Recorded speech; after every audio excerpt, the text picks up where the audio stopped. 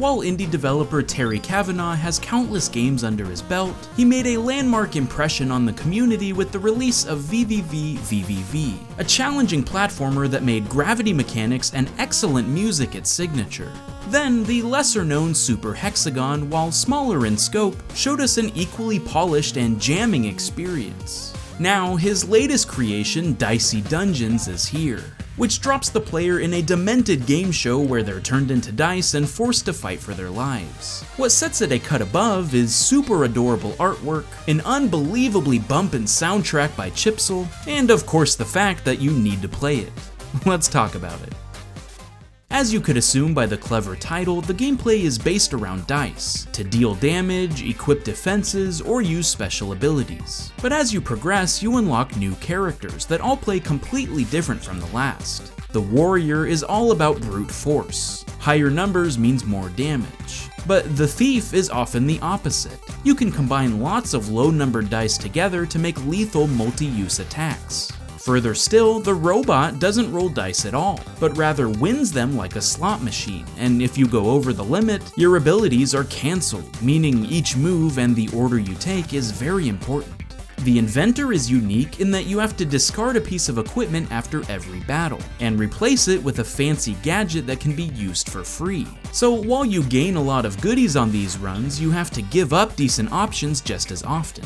The witch has a spell book instead of item slots, and each digit on the dice is used to unlock them. So now every number is just as valuable. This is probably the toughest character because you only have 4 open slots at a time. Finally, the Jester is much like a traditional deck-based character, where you gain mini cards throughout a run, so you may want to delete some of the weaker ones as to not be bloated and run out of options. The variety in these characters alone is insane. Each game consists of 5 floors of enemies and a final boss on the 6th, but to stand the best chance, you may want to fight every monster to reach max level. I like that the experience and money is more or less the same every run. It's more of a formality than a regular leveling system. Dicey Dungeons is about the build you create over time. Typically, there's an optimal way to proceed, like fighting a monster guarding a free item or health, rather than one that's blocking nothing. And often the battles feel this way too. Since your leftover health carries over, you want to make the most of every decision based on your skills and limit break abilities. That's why items that manipulate your dice can be very useful, from increasing the value to rolling it again, or even flipping it upside down. A neat combo you learn early on is the Spanner, which lets you combine 2 dice together, and the Hammer, which inflicts shock damage if you play a 6. They synergize really well together. What's really cool is that there's so much more under the hood the deeper you get. You start to realize hidden mechanics that aren't explicitly taught to you, like how bumping up a 6 gives you an extra dice with a 1, instead of maxing out and doing nothing. Or if you can throw the dice at an enemy for 1 damage, one that's on fire will do 2.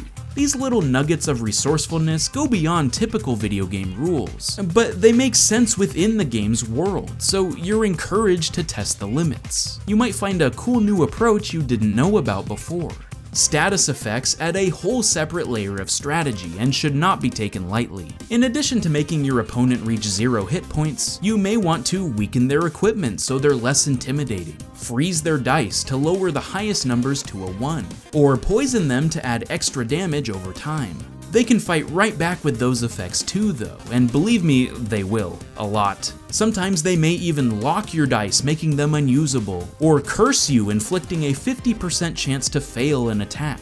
Over the course of the game, you'll learn which enemies are weak to certain elements, and the correct loadouts to stand the best chance of survival. These baddies are so creative, by the way, and they all have abilities that fit their personalities. Like a porcupine with a cold that sneezes to do damage 1 spiky needle at a time, a kraken that shoots ink at you to blind your dice, or a sharpshooting cowboy that loads his 6-shooter to deal massive damage at once. One of the coolest things I've noticed is that their strengths not only make sense logically, like a snowman being strong against ice for example, but those powers show up mechanically as well. So if you freeze their dice down to 1s, their attacks are actually benefited by requiring an odd dice or even a 1 specifically.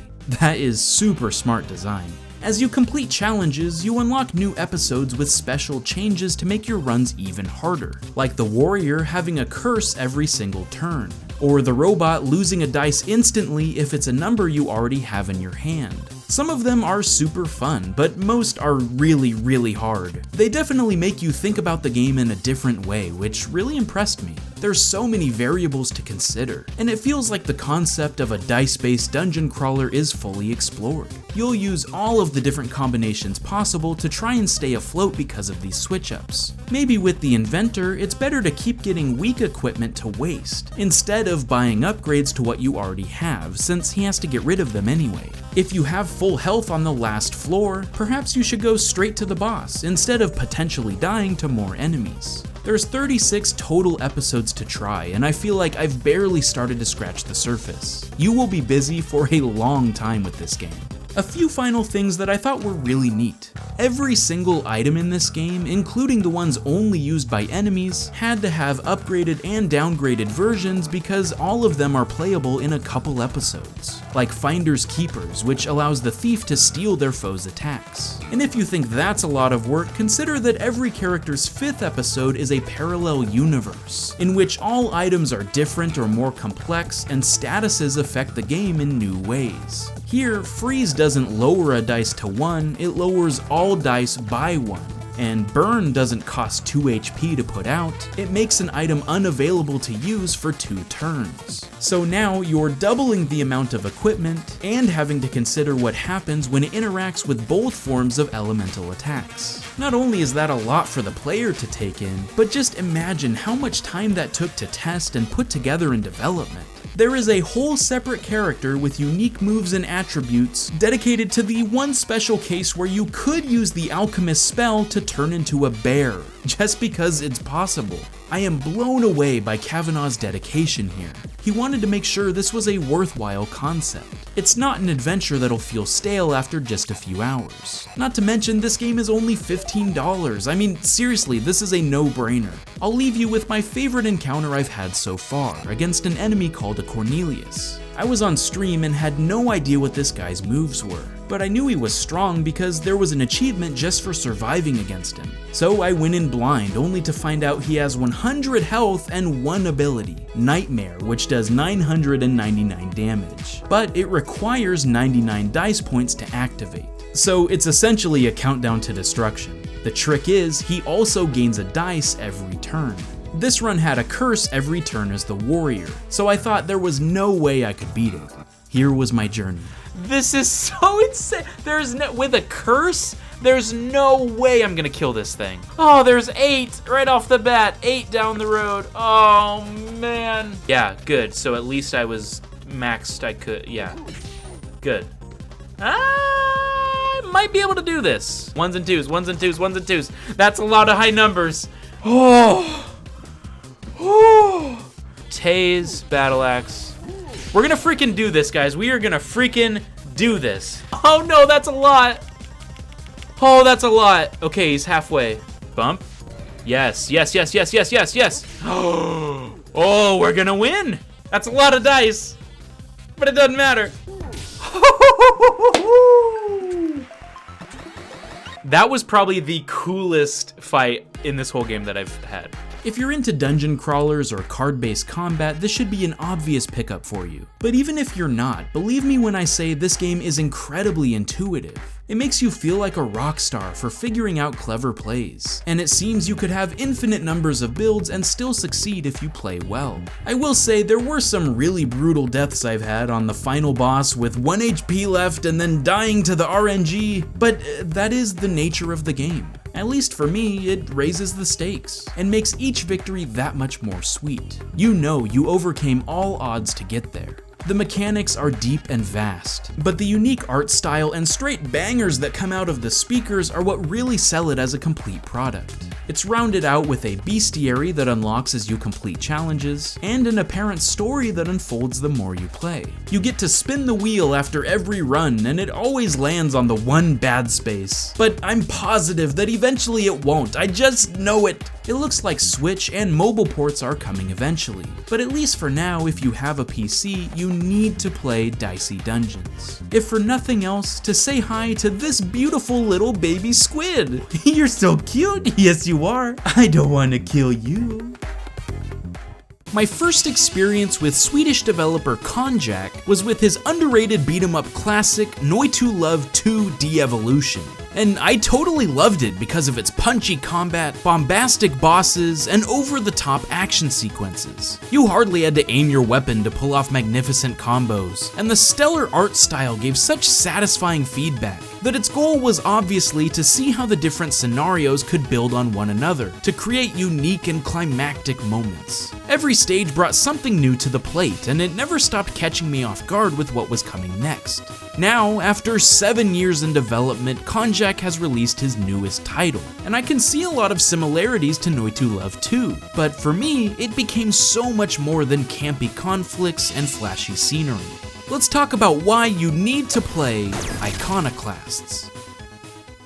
I honestly didn't know much about this high-bit gem before diving in, just that you use a wrench to solve problems and that it was inspired by Metroid Fusion.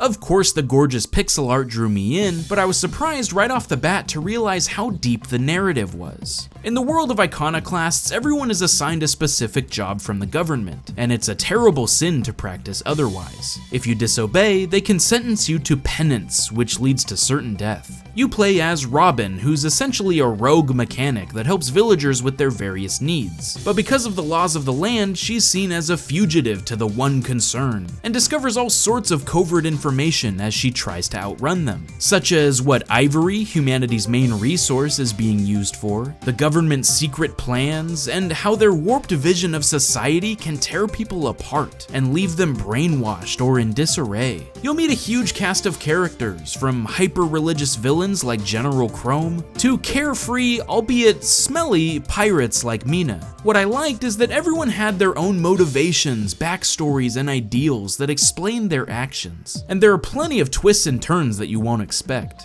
It may have a cheery exterior near the beginning, but things turn dark pretty fast. Your party will consist of several different members on your journey, including Elro, Robin's reluctant brother, and Royal, who believes it's his destiny to be the new ruler of the world someday, because of his magical inheritance. As you uncover the mystery of one concern and their totalitarian beliefs, you'll travel to a variety of locations and gain new abilities. Obviously, your wrench is used to open doors, turn on electricity, and ricochet projectiles, but you also collect an array of weapons as well.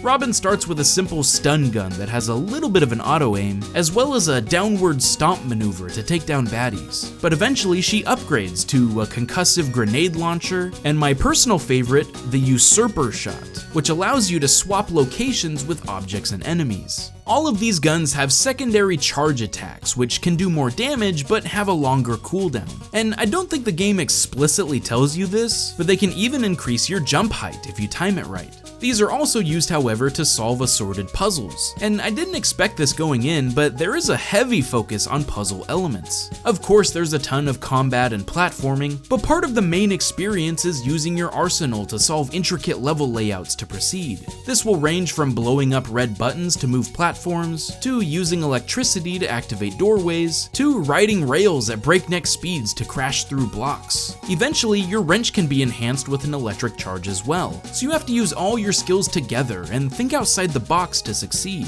The game continues to switch things up and it never gets stale, which is impressive because it's about a 10-hour experience overall just to go through the main story.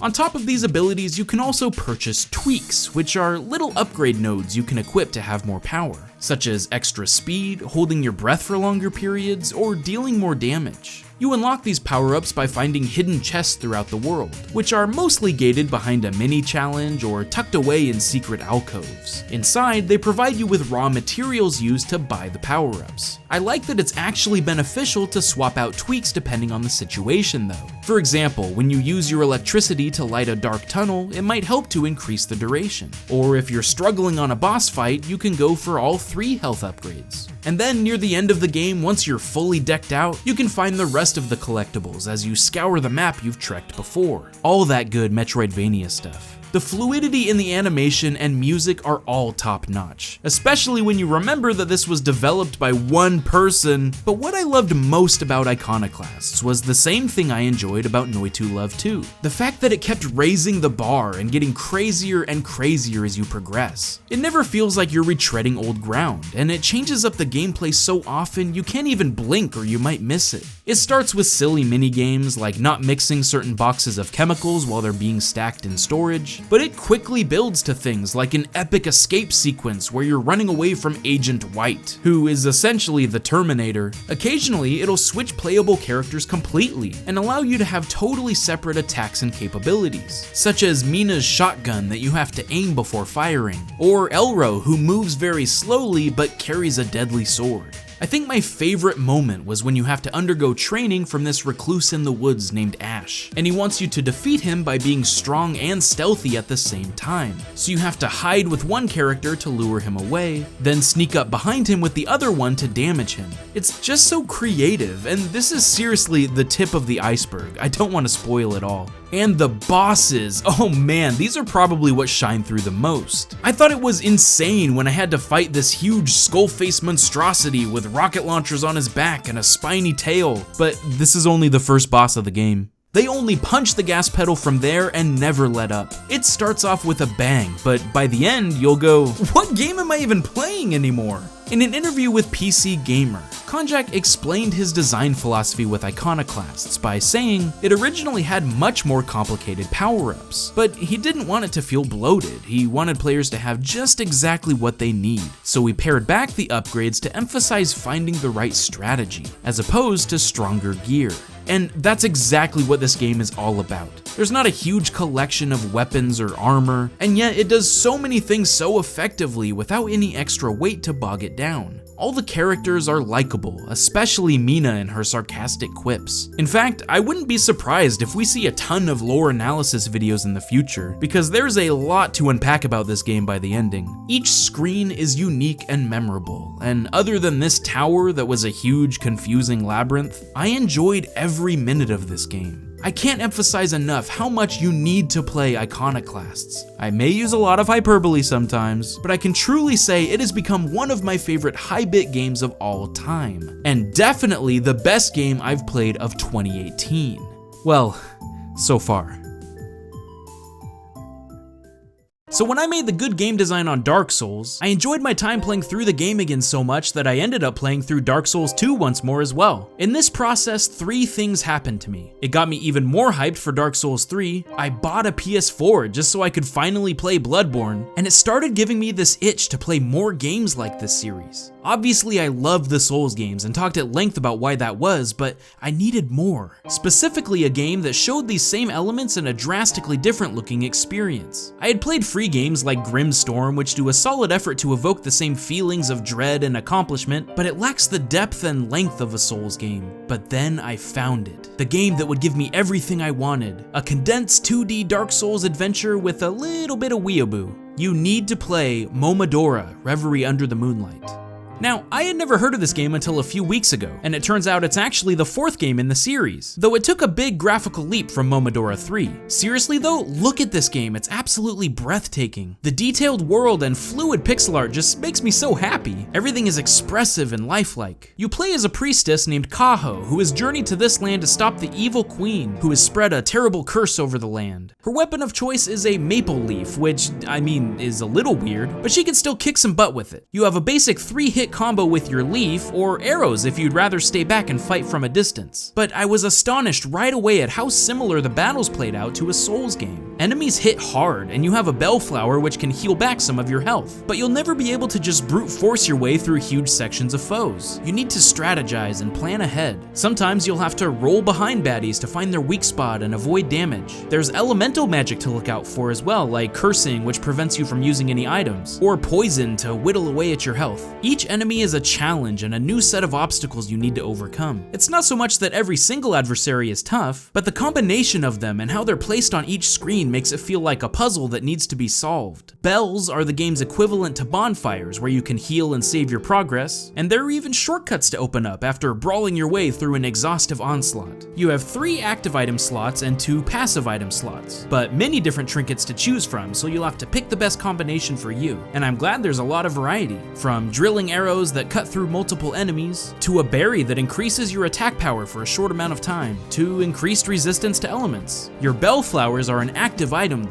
so you basically only have 2 extra slots for items unless you just don't want to heal at all, which I don't recommend it. Did I mention that this game is hard? But you can create some pretty cool combinations. For example, Tainted Missive, which gives you boosted attack at the expense of some of your health, combined with Necklace of Sacrifice, which awards you with even more attack power at low health, gave me some serious damage output, which really comes in handy because these bosses are tough. Definitely my highlight of the game. They're the most formidable opponents and the most heart-pounding sections by far. Again, just mashing the attack button isn't an option with these guys. You have to carefully plan out your actions and make sure to dodge when they strike. I had a much better time when I was patient and waited for them to charge before finding my opportune moment to rebound and assault. Now, each main boss is guarding a crest piece, of which you need all 4 to enter the final section of the game. Each piece gives you a power-up, like a mid-air dodge or increased damage for your arrows, which will help with the next area you try to tackle. But you can visit any of the different regions from the get-go. The choice is up to you. This game is definitely a Metroidvania, and you will need some new abilities in order to reach the end, but the gain a higher jump to reach a new ledge trope of most Metroidvanias is missing from this game. Instead, almost every area is accessible right away, and it makes the world feel authentic and cohesive. New sections will reconnect with old ones, and a lot can be said about such a small addition of locked doors opening once you have a key, or walls breaking down after advancing through a level. It gives little increments of progress as you play, and makes a much less linear experience. I did get lost once and roamed around for about an hour, but let's just say you'll want to be sure to examine every area thoroughly, because the answer wasn't cryptic, I just wasn't paying attention. Once you've explored the whole world though, you're rewarded for going back and searching areas that were inaccessible before. Remember all the clues it tells you early on. It's got everything for those that just want to get to the action or for the completionists. Finally, I want to touch on the story, because most 2D games like this seem to skimp on the narrative in favor of tight gameplay. And while the game feel and movement are perfect and fluid, the story is extremely thought out as well. This is a very dark game and deals with death and hopelessness on a first-name basis. The curse has affected every character in different ways, and you'll see some have hope of finding a loved one, only to have their dreams shattered later in the game. Or other characters asking for help, but once you've found a solution, it's too late for them. This surprised me going in. I did not expect such heavy themes to come from a relatively short experience, but it made me appreciate the game that much more. It takes another nod from Dark Souls and has item descriptions that give you snippets of the lore, and different people will tell you pieces of the puzzle as well. There's even optional boss fights if you bring items of importance to particular people.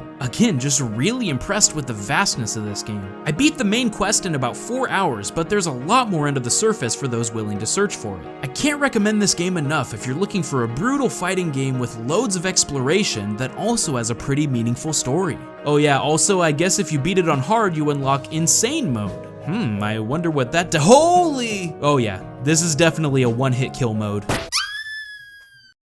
Poop. Yacht Club Games are the best developers of all time.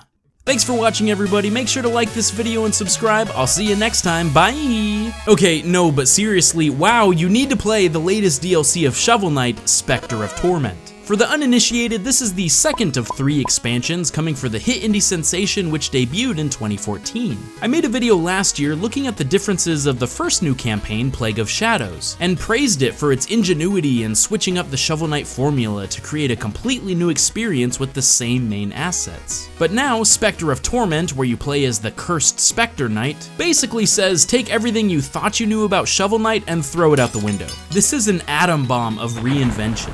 Let's start with the mechanics. While Plague Knight had you launching yourself high into the air with potions you've concocted, Specter Knight has the ability to cling to walls and climb them Ninja Gaiden style, as well as slash through enemies and objects either at an upward or downward angle depending on your position. Combining these two elements leads to some really unique level design. Possibilities are widened because of their quick and infinite usability, and once again, this transforms the original stages of Shovel Knight into barely recognizable locations. With more of a focus on movement rather than combat, some of these levels have now become brutal platforming gauntlets. But the boss fights, on the other hand, appear to be easier than before. Specter Knight can pulverize bosses with ease, because of his slash ability having a little bit of recoil, which can lead to some sick aerial combos. And maybe these battles were supposed to feel like a piece of cake on purpose. He is a Dark Lord with a giant scythe after all. But Specter of Torment takes things even further and adds new content that you've never seen before into every stage. Like a giant rainbow pukey bird turned into a mini boss fight, giving Black Knight a freaking cool rhino companion,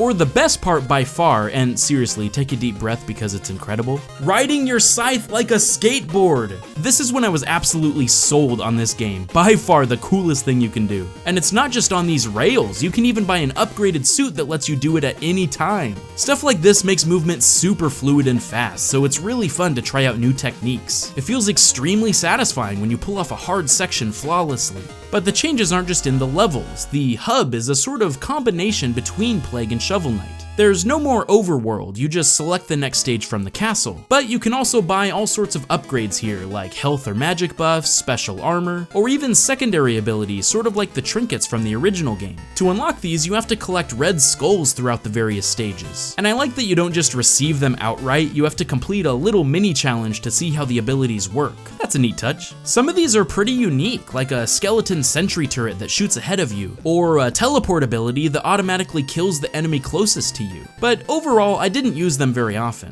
Other than a healing orb or the occasional giant claw attack to kill durable enemies, the normal slash ability was more than enough to get the job done. Specter of Torment is a prequel to the events of Shovel Knight, as the Enchantress is building her Order of No Quarter. So your job is to travel to the different regions and recruit the other leaders of her army. It's fun to see what the bosses were doing before they became enlisted, as well as encountering some surprise guests along the way. But the best part of the story was discovering Specter Knight's origins. Occasionally, you'll go through these flashback sequences, playing as Donovan, our main character when he was still a human. You get to see his tragic tale unfold and learn more about his motivation as a henchman to the Enchantress. But I love how these sections are in like an old Game Boy style color palette. It's just, ugh! This is the kind of stuff that Yacht Club does best. The polish. All the little details are what ties the whole experience together, and it's what has made this my favorite incarnation of Shovel Knight so far. The fact that every stage has some new mechanic to switch up the gameplay, the way they make Specter Knight endearing, much like they did with Plague Knight's campaign,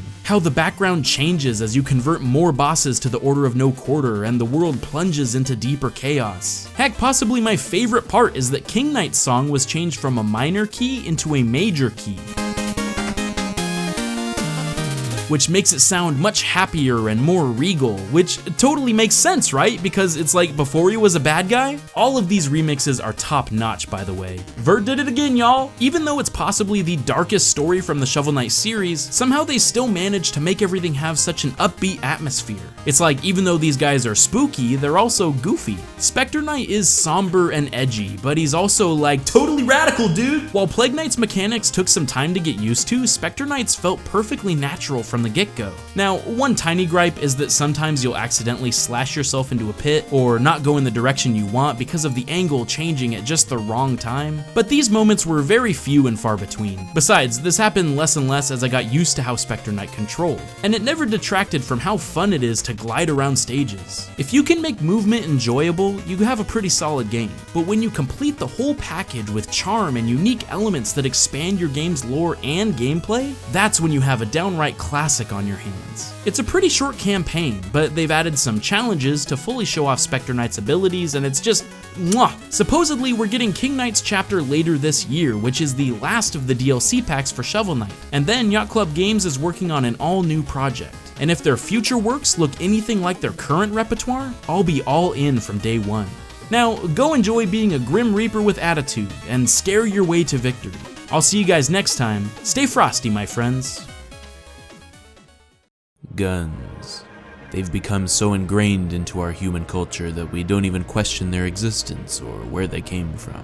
Protection has always been at the forefront of our minds since the dawn of time, and guns have provided that peace of mind since before we can remember. They've infiltrated our media, movies, television, books, and now in the year 2016, guns have finally entered the realm of video games. You need to play Enter the Gungeon.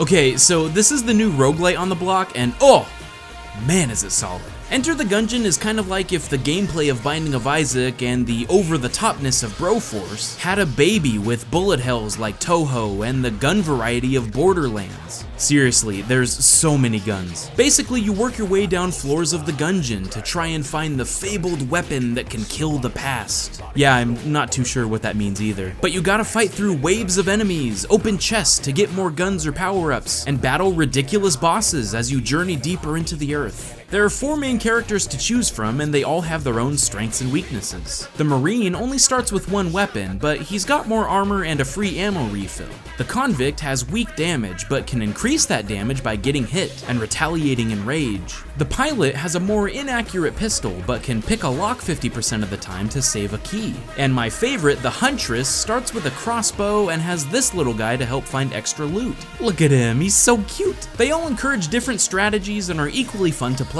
Of course, everything is randomized every run, and you start from the beginning upon death, so you gotta make every move count. It's less about memorization and more about becoming a better player in any situation. There are shortcuts you can unlock by giving certain items to the tailor, but you're encouraged to start from the top so that you get the most goodies along the way. Now, this might look simple in its premise, just shoot the baddies and don't die, but there's a lot more going on under the surface. Enter the Gungeon is all about aggressive and fast gameplay. Of course, you have to shoot and dodge bullets at the same time, but there's other things to look out for too, like traps, explosive barrels, and tables that can be flipped to block enemy fire. As you enter a room, you need to quickly survey your surroundings and think of the best plan of attack, whether it's getting some cover up, launching a barrel at an enemy, or using the pillars to your advantage. Sometimes it's best to take down the weaker enemies first to clear up some of the mayhem before focusing on the big boys. The game will even encourage this tactical thinking by giving buffs when you flip a table, such as stunning enemies, more money drops, or even a damage boost. Every action is about survival, and normally that just means destroying foes as fast as possible so you're less likely to take damage. In fact, the whole game moves very fast. When you clear a room, all the money will automatically move towards you like a magnet, so you don't have to tediously collect them yourself. And they've also included warp pads all over the place, so you don't have to backtrack through a level.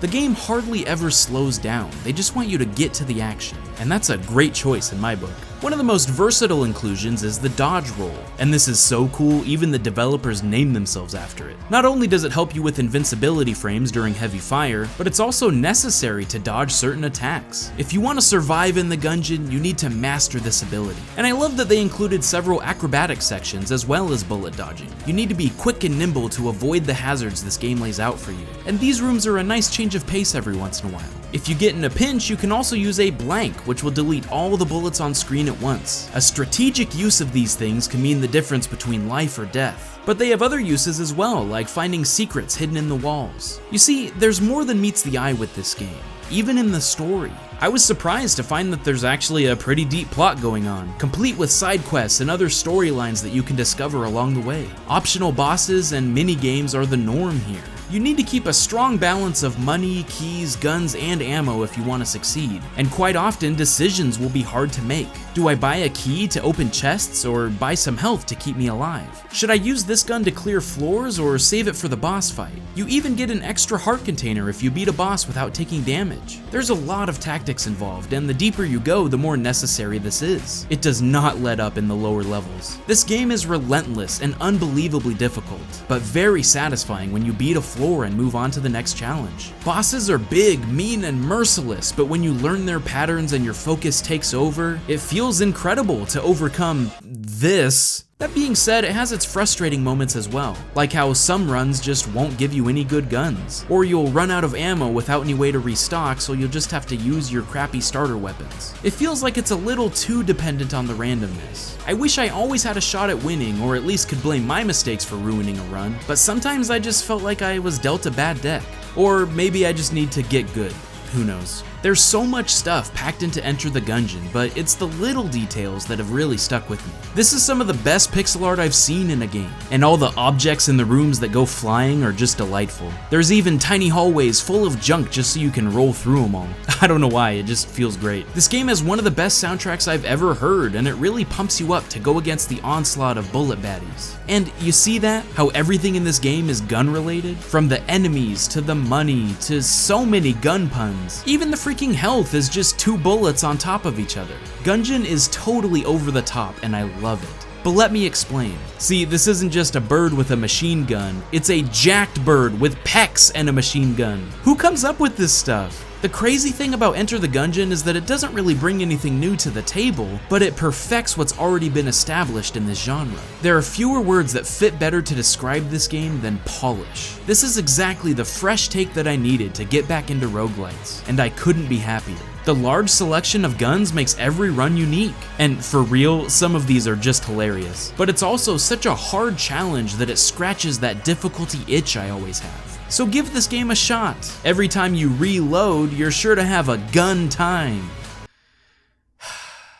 Stay frosty, my friends.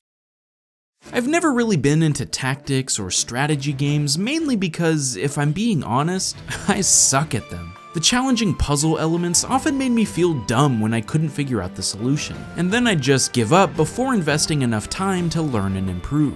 But one of my resolutions for the channel this year is to expand my repertoire of genres I normally cover. So now, with a new tactics title gaining lots of buzz, one with insanely beautiful pixel art, and inspired by the critically acclaimed Advance Wars series, I decided to take a leap of faith. I wanted to find out what the draw is for people that live and breathe these types of games. And you know what? I'm so glad I did, because all my hesitancies and negative feelings toward the genre have totally faded away. Let me tell you why you need to play Wargroove. As I said, I was immediately drawn in by the fluid art style and charming fantasy setting. But at first, it wasn't quite enough to help me get past my frustrations. As expected, I started out pretty overwhelmed. Since it's a tactics game where you control armies and commanders to overtake opposing teams and structures, there's a lot of different elements to manage in Wargroove, such as which units are strong or weak against others, how close you can get to an enemy without being in their immediate attack range, or using terrain to gain extra defense.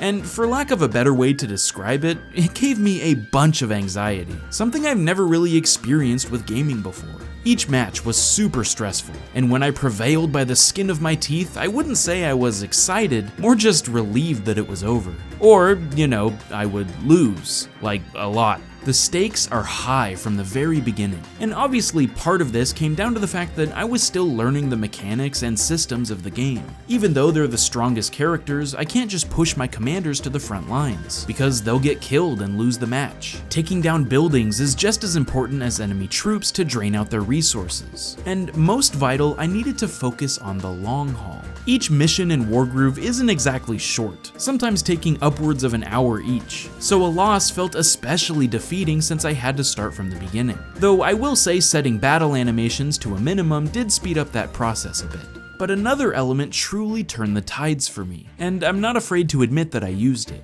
Wargroove has an in-depth difficulty slider, where you can adjust the amount of gold rewarded, damage received, or boost to your special attack power. And this was a lifesaver, because instead of just being a simple easy, medium, or hard selection, I was able to tailor the missions to exactly what I felt my skill level was at that moment. So if I turned everything down, say 20%, and felt like it was just a hair too easy, I could adjust the groove charge back to normal, or lessen the money handicap to keep myself at the perfect perfect amount of challenge. Ever since I swallowed my pride and realized tactics wasn't really my forte, it made a world of difference in my enjoyment of the whole experience. It does limit your ranking to a single star upon completing a mission, but I don't really care about that stuff anyway. I still would not say Wargroove is an easy game by any means, but I was finally able to get into a groove, and feel like I was learning and improving at the new challenges it put in my way. No, from here, you see, it went a step further.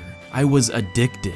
This game is so good, you guys. There's nothing like facing overwhelming odds and coming out on top by pitting the right units against each other or flanking a powerful foe to expose their weaknesses. Chasing down the enemy commander when he has no option left but to run away.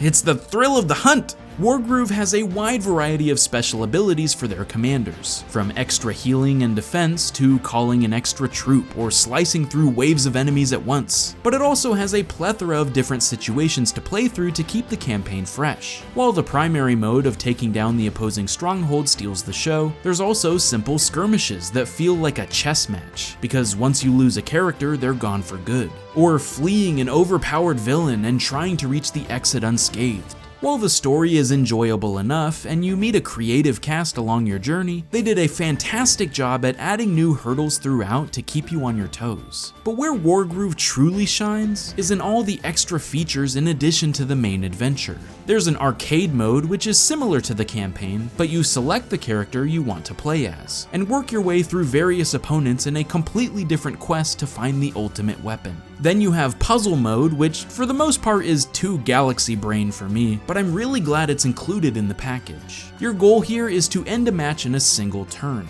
so sometimes that means defeating the commander or getting a villager to safety, but the coolest part is that it stretches your abilities to learn the absolute limitations of the game. For example, to kill Valder here, you'll need to sacrifice your soldiers with lower HP as you whittle away at his health in order to free up space for the bigger troops to come in and finish the job. Or here, the wagon only moves 12 spaces, so you need to position Caesar just right in order to use his special ability to give it an extra turn and reach the exit. He's such a good boy! It helped me appreciate the intricacies of this game and all the hidden strategies that aren't explained to you outright. There's a lot going on under the surface. But on top of this, there's even more awesome stuff for multiplayer and your own creativity. You can play online against friends, and since it's turn-based, you don't have to complete the match in one sitting, which is a nice touch. But you can also create your own maps and setups for custom battles. The editing tools are super easy to use, and the potential for unique encounters is massive here. Even further, and this is super dope, you can make your own campaign mode and play through your own homebrewed story if you want.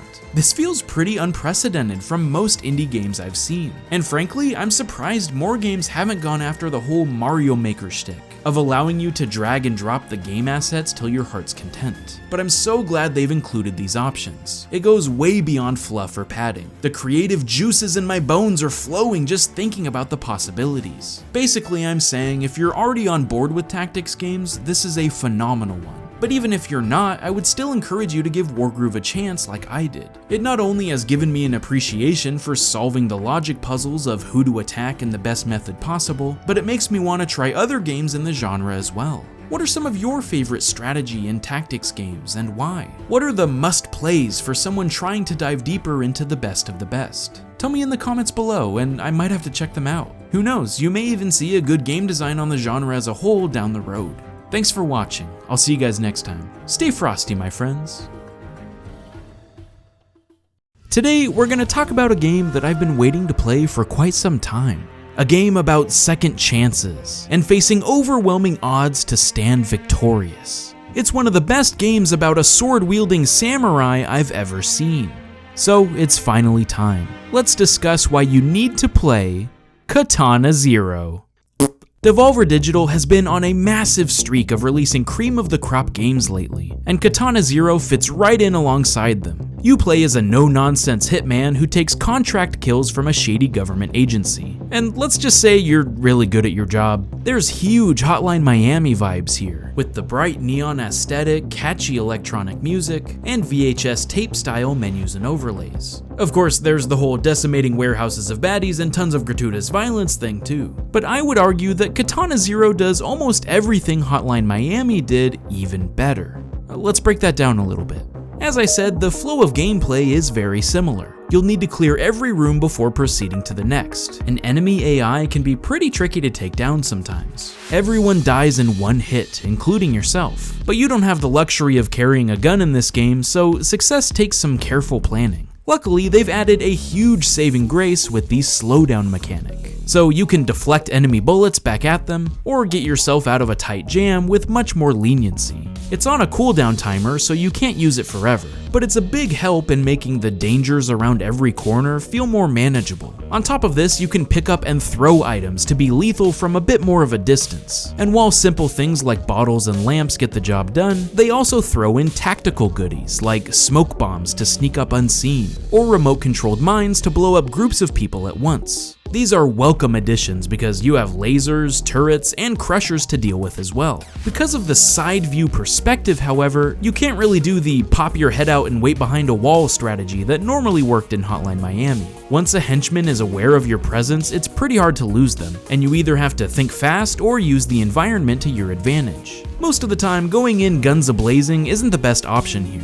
Of course, fast respawns is the name of the game, so it never feels slow or frustrating when you inevitably get slaughtered. Katana Zero is pretty tough, but I definitely wouldn't call it cheap or impossible. It's just the right amount of challenge. What I think really sells this satisfying gameplay loop is the developer's attention to detail in the incredible art style. I first heard about Katana Zero back when Owlboy came out, and they listed it as an upcoming high-bit era game on their website. And even then I remember thinking it looked gorgeous. But the flashy attack animations aren't the only thing that sets it apart. Even their ability to use dynamic lighting depending on the situation, or show sprawling landscapes help Katana Zero to feel like a cut above. The game will keep switching up the set pieces too, so it never gets stale, and you're always looking forward to what crazy locations it'll take you to next. Hotline Miami was known for its addictive and responsive gameplay, but it really didn't look that fantastic, and the story was an absolute mess. Here, it really feels like this is what the genre can be capable of, and it also utilizes its visuals to tell a gripping narrative. I think I'd have to put this story on the level of Iconoclasts, where you wouldn't really expect that much depth and nuance out of an indie game, but it somehow rivals that of AAAs with inflated budgets. The unnamed protagonist suffers from nightmares, but gets treatment from his psychiatrist who injects him with a drug called Chronos, which you find out as the story progresses explains why you're able to slow down time, and even retry each level if you fail. It essentially allows you to time travel, and this is a cool way to explain mechanics within the game's world, but it also is used to drive the story forward. There's a section where you're trying to get into the VIP area of a casino, but you need a ton of chips to be allowed in. So you can play a roulette wheel and manipulate time to make sure you win every bet. If you guess wrong, you can just rewind until you clean out the dealer. It's a clever concept and really adds some crazy twists later on that I won't spoil. It makes for an overall much more coherent and enjoyable experience, because there's something you're working toward, not just clearing out buildings for the heck of it. The dialogue will have multiple options depending on how fast you answer, and you can change conversations or even alter how the game will play out based on how you respond. For example, this receptionist is really annoying and talks your ear off, so you can interrupt her to get straight to the action. But if you do, she'll sick more guards on you as you're about to leave. But if you decide to be nice and hear her out, you can leave scot-free. Or here, this character named V asks to borrow your sword, and if you give it to him, you have to start the next level without it, making it a lot harder on yourself. You can even unlock a secret final boss fight if you pick the right choices. There's more than meets the eye here. You'll get different targets throughout the game, but eventually you realize there's a much deeper conspiracy going on. And because of the nature of your nightmares, sometimes you question what's actually reality or not. It's a trippy game, but as I said, much easier to follow than Hotline's convoluted exchanges. And you actually meet characters that you care about along the way, and want to see how it all turns out in the end. If there's anything that isn't quite as good as its influences, it's the soundtrack. But that's kind of like comparing a 9 to a perfect 10. Hotline Miami has some of the best video game music of all time. Katana Zero still has some real danceable tunes, especially the one in the Chinatown level. I also love that your character puts his headphones on before he gets down to business in a stage. What is this, Baby Driver? There's even secrets to unlock after beating the game, and a pseudo New Game Plus mode where you can use different swords you've earned to change up how to tackle various obstacles. I will say it's a little on the short side, but this bonus content drastically adds to its replayability. I can't recommend Katana Zero enough. It's a unique experience that really refines the brutal difficulty we've seen in other indie classics. So if you're into neo-noir style adventures with lots of twists and turns, as well as cosplay-wearing ninja renegades, then you need to play Katana Zero. So I am by no means a fan of Sonic games. I never understood why Sonic was all about going fast, but then his levels would slow down to a crawl after Green Hill Zone. Not to mention all the hidden springs and spikes that often interrupted your momentum, or precarious platforming that could sometimes lead to getting crushed and insta-killed. I've thought on several occasions that I could even do a bad game design episode on some of the old Sonic games someday, but I think all of that has changed now. Knowing my background, I hope you understand how important it is when I say that you need to play Sonic Mania. The highest rated Sonic game in over 15 years wasn't actually developed by Sonic Team, but rather Headcanon and Pagoda West Games, led by Christian Whitehead, all known for their experience on Sonic fan games, ROM hacks, and enhanced ports. So Sonic Mania was quite literally made by the fans for the fans of the early games. There are 12 main zones to explore, split up into 2 acts each, 4 of which are brand spankin' new. Now, you'll have to forgive my lack of Sonic knowledge because most of the zones were fresh to me, but I do understand that some people wish there were more of these new stages because it's where the game truly shines. In fact, it would seem that Sonic Mania relies very heavily on its original influences, which is both good and bad. Good because it captures the Sonic attitude and spirit of the 90s, more on that in just a minute, but bad because a lot of the design issues I just talked about are present here as well. I want to get the negatives out of the way here early because they are far outweighed by the positives. So yes, there is still the occasional spring or spike trap that can catch you off guard and stop you dead in your tracks. And yes, you can still get smushed and die even if 1 pixel of you is in between 2 walls. Can we just agree that this mechanic needs to go? Like, even if it was replaced with taking a hit instead of instantly dying, then you wouldn't have issues like this in Chemical Plant Zone. This is only the 2nd level and I wasn't able to get past it without dying even on my 3rd playthrough. What's funny is that the first act of each zone is essentially a remake of the original levels, while the 2nd act adds some new variety to spice up the area. So you really only see these unfair tactics from back in the day in the first acts. But overall, they could have done a better job of switching up the level design, since the difference of the 1st and 2nd acts are quite noticeable. Another frustrating element is that Sonic Mania still uses a lives and game over system, pushing you back to the start of the zone upon failure. I can assume they kept this in even though it's 2017, partly as a callback to the original games, and partly to increase the difficulty. But I certainly had some aggravating moments where I died from a cheap kill on the final boss and had to redo the entire zone over again.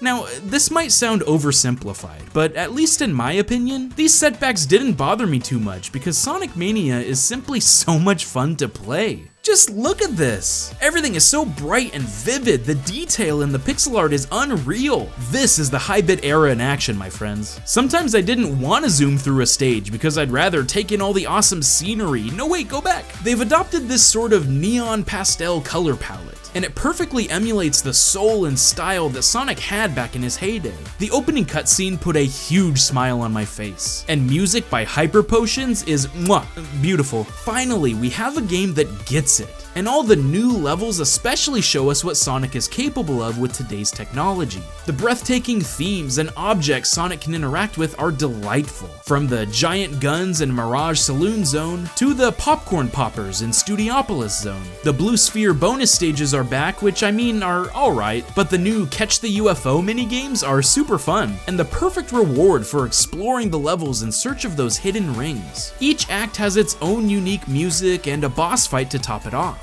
And some of them are so remarkable that I won't spoil them for you here, you just gotta play it. Power-ups are more important than just taking an extra hit this time. You can burn up bridges or attach to magnetic surfaces, and it totally changes how you complete a level. I love that you can play as Sonic, Tails, and Knuckles, and they all play vastly different from each other. Knuckles can glide and climb walls, but he's pretty slow. I didn't like him very much. But Tails might have been my favorite since he can fly up high into the air to reach new pathways and secrets. He can also speed up boss fights where they just hang out at the top of the screen. That was pretty sweet. The cherry on the cake is that once you beat the game, you can select any level you want to play again, which is perfect because all I want to do is play Mirage Saloon Zone until the end of time. But perhaps the coolest epiphany I had while playing Sonic Mania is that I can at last see what Sonic fans love about the series. Maybe it was the updated graphics and level design, or maybe it's the fact that a game over only sends you back to the start of a zone instead of the entire game, but I was finally able to finish a Sonic game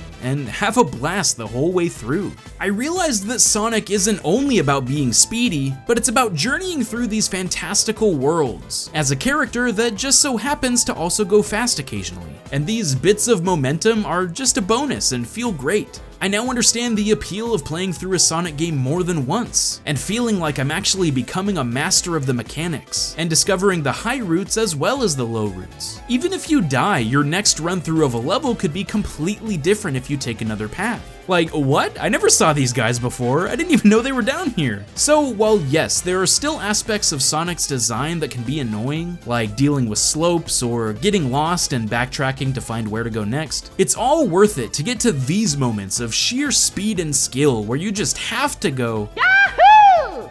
So, am I a Sonic convert now? I mean, I wouldn't go that far just yet, but if this is where the series is headed, I can see a prosperous future for the Blue Blur. Hopefully Sonic Team will take note of what the Hedgehog and crew are capable of, and allow even more innovation in the future from other talented devs who know what the fans truly want. If you're like me and are hesitant to give Sonic a go, trust me, this is the game you'll want to start with. And I hope it can open your eyes to a whole new world of possibilities for the platformer genre like it did for me. So go play some Sonic Mania, and I'll see you guys next time. So I've noticed a pattern starting to form as I dive deeper into the Metroidvania genre. I'm having a much better time with modern ones than I have with the classics of years past. Guacamelee, Ori and the Blind Forest, and my latest venture, which you totally need to play by the way, Axiom Verge.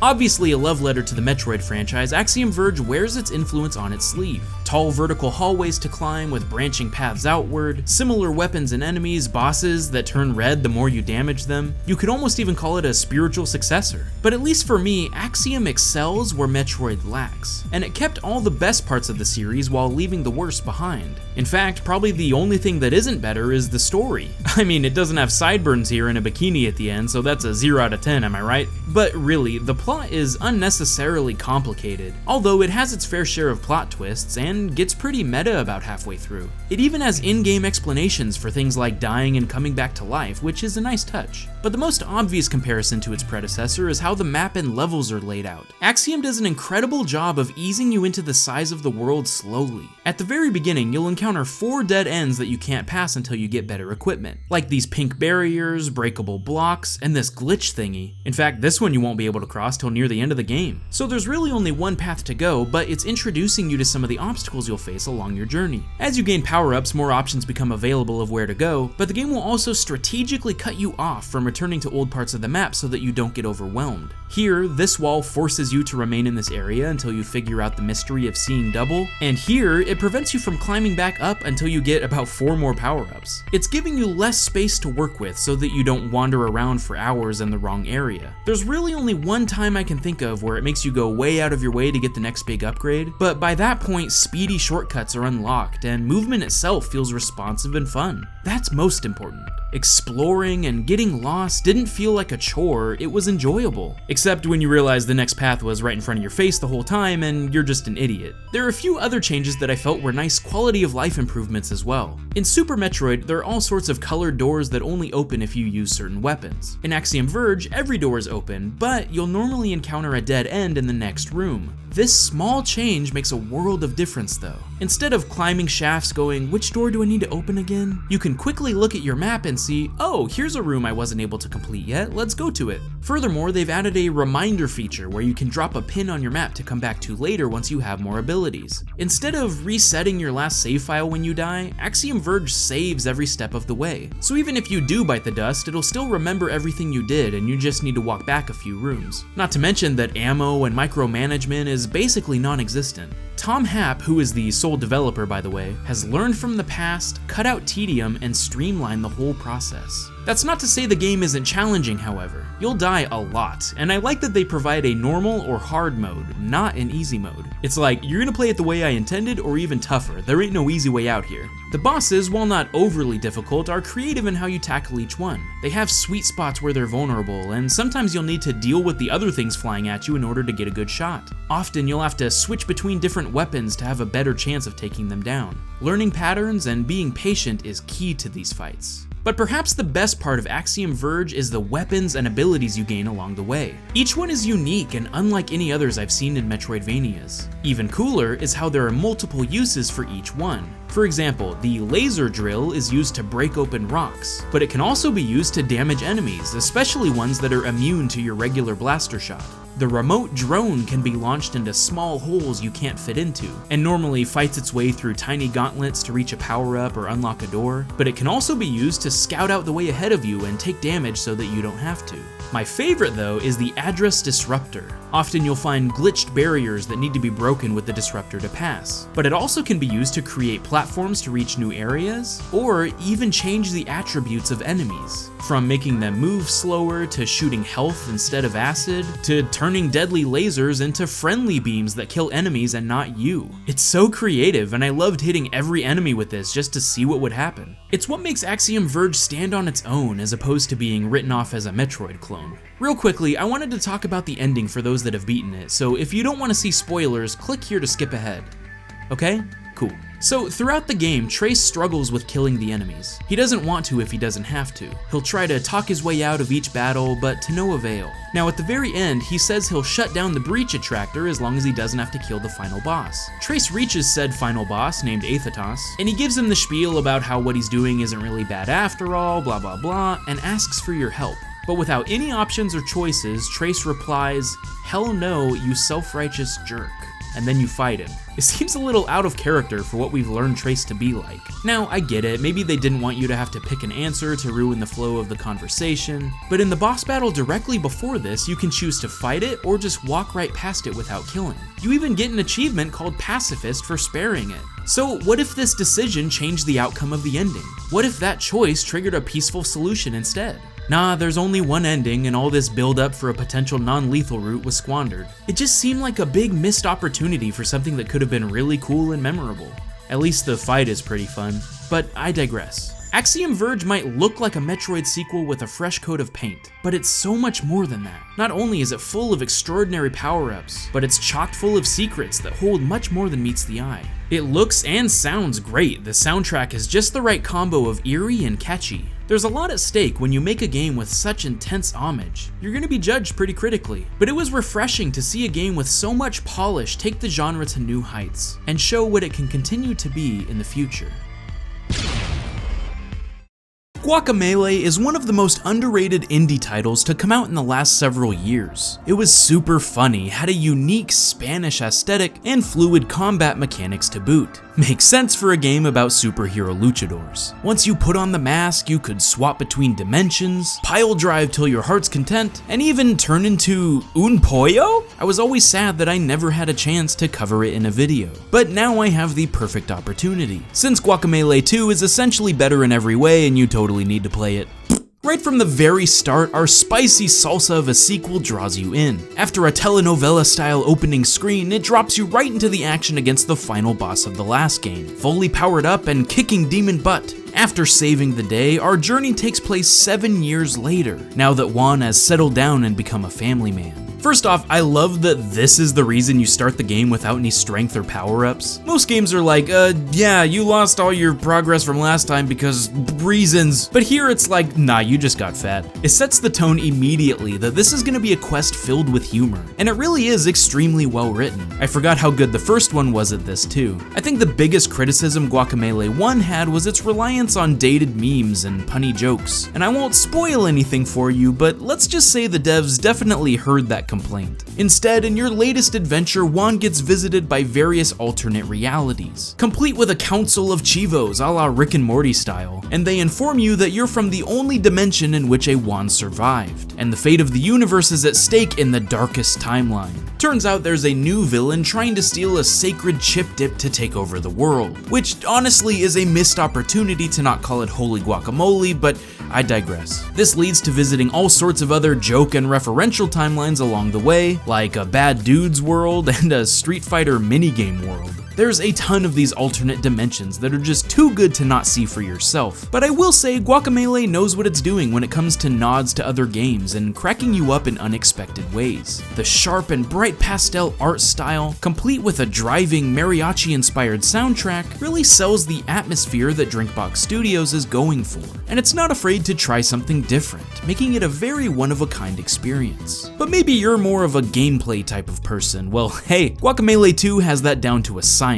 All the previous power-ups make a return, but they've added a ton of new goodies and mechanics as well, like these grappling hooks that can fling you far distances, gravity-swapping tractor beams, and lava pillars that turn to stone when you change realms. Even the chicken ability has been completely overhauled to include a smorgasbord of new moves. Not only can you basically do whatever Juan can do in this form, beat up baddies, break through enemy defenses, and climb walls, but now you can also float through the air and bounce on bumpers like a pinball machine. There's even specific shrines that have to be completed as a chicken in order to proceed. Everything has been fleshed out, and they don't skimp on the upgrades early on. Right off the bat, they just keep on coming, almost to the point of becoming overwhelming if you haven't played the original. But the different luchador maneuvers, such as the rooster uppercut and frog slam, are especially genius because they serve the purpose of three main functions at the same time: platforming, combat, and gating your progress. Let's start with the Metroidvania elements. Certain walls are blocked off by various colored boulders, which correspond to the different power-ups you can use, which not only helps quickly determine what button you need to press, but also provides a good tracking reminder on the map screen of what you'll need to acquire when you come back later.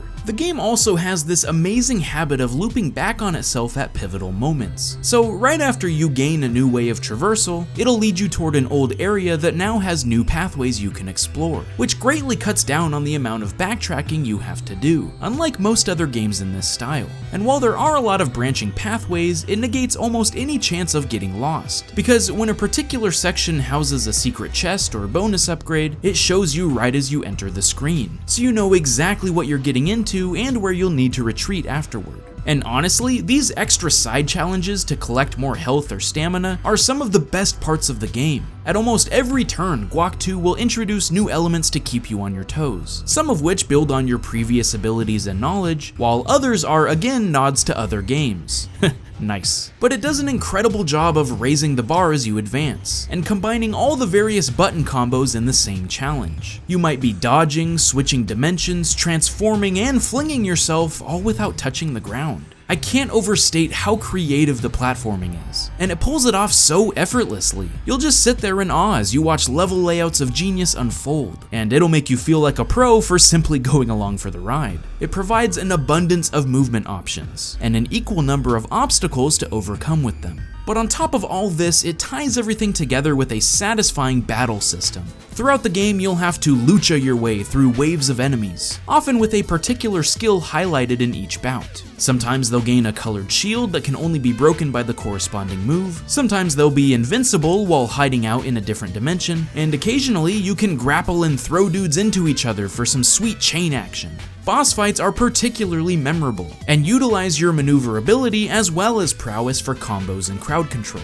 These continue to build in difficulty just like the platforming, so the entire game starts to feel really balanced as you gain more stamina and upgrade your stats. Eventually, you'll be pulverizing entire rooms full of monsters without breaking a sweat. But then it'll launch a new threat your way, causing you to analyze different perspectives to tackle the situation. And sometimes it'll turn into full-blown mayhem. Look, Guacamelee 2 really is the whole package. In addition to cutesy bonus stuff like extra costumes and Easter eggs, it also has a pretty invigorating endgame, where you have to collect 5 pieces of a golden chicken key to unlock the final gauntlet. And these side quests were definitely the hardest parts of the game, from insane climbing challenges to the toughest battles you've ever faced. It doesn't mess around, but it was the perfect finale for me after completing the main story. While I wouldn't say it's the longest game in the world, it definitely has a meaty adventure that keeps you engaged from start to finish. No fluff to pad it out here. I practically couldn't put the controller down until I'd completed it 100%. And I worry that much like its predecessor, it could fall off people's radar without giving it a proper go. So please, you need to play Guacamelee 2, if for no other reason, to see these ridiculous meme posters. I mean, can you believe this?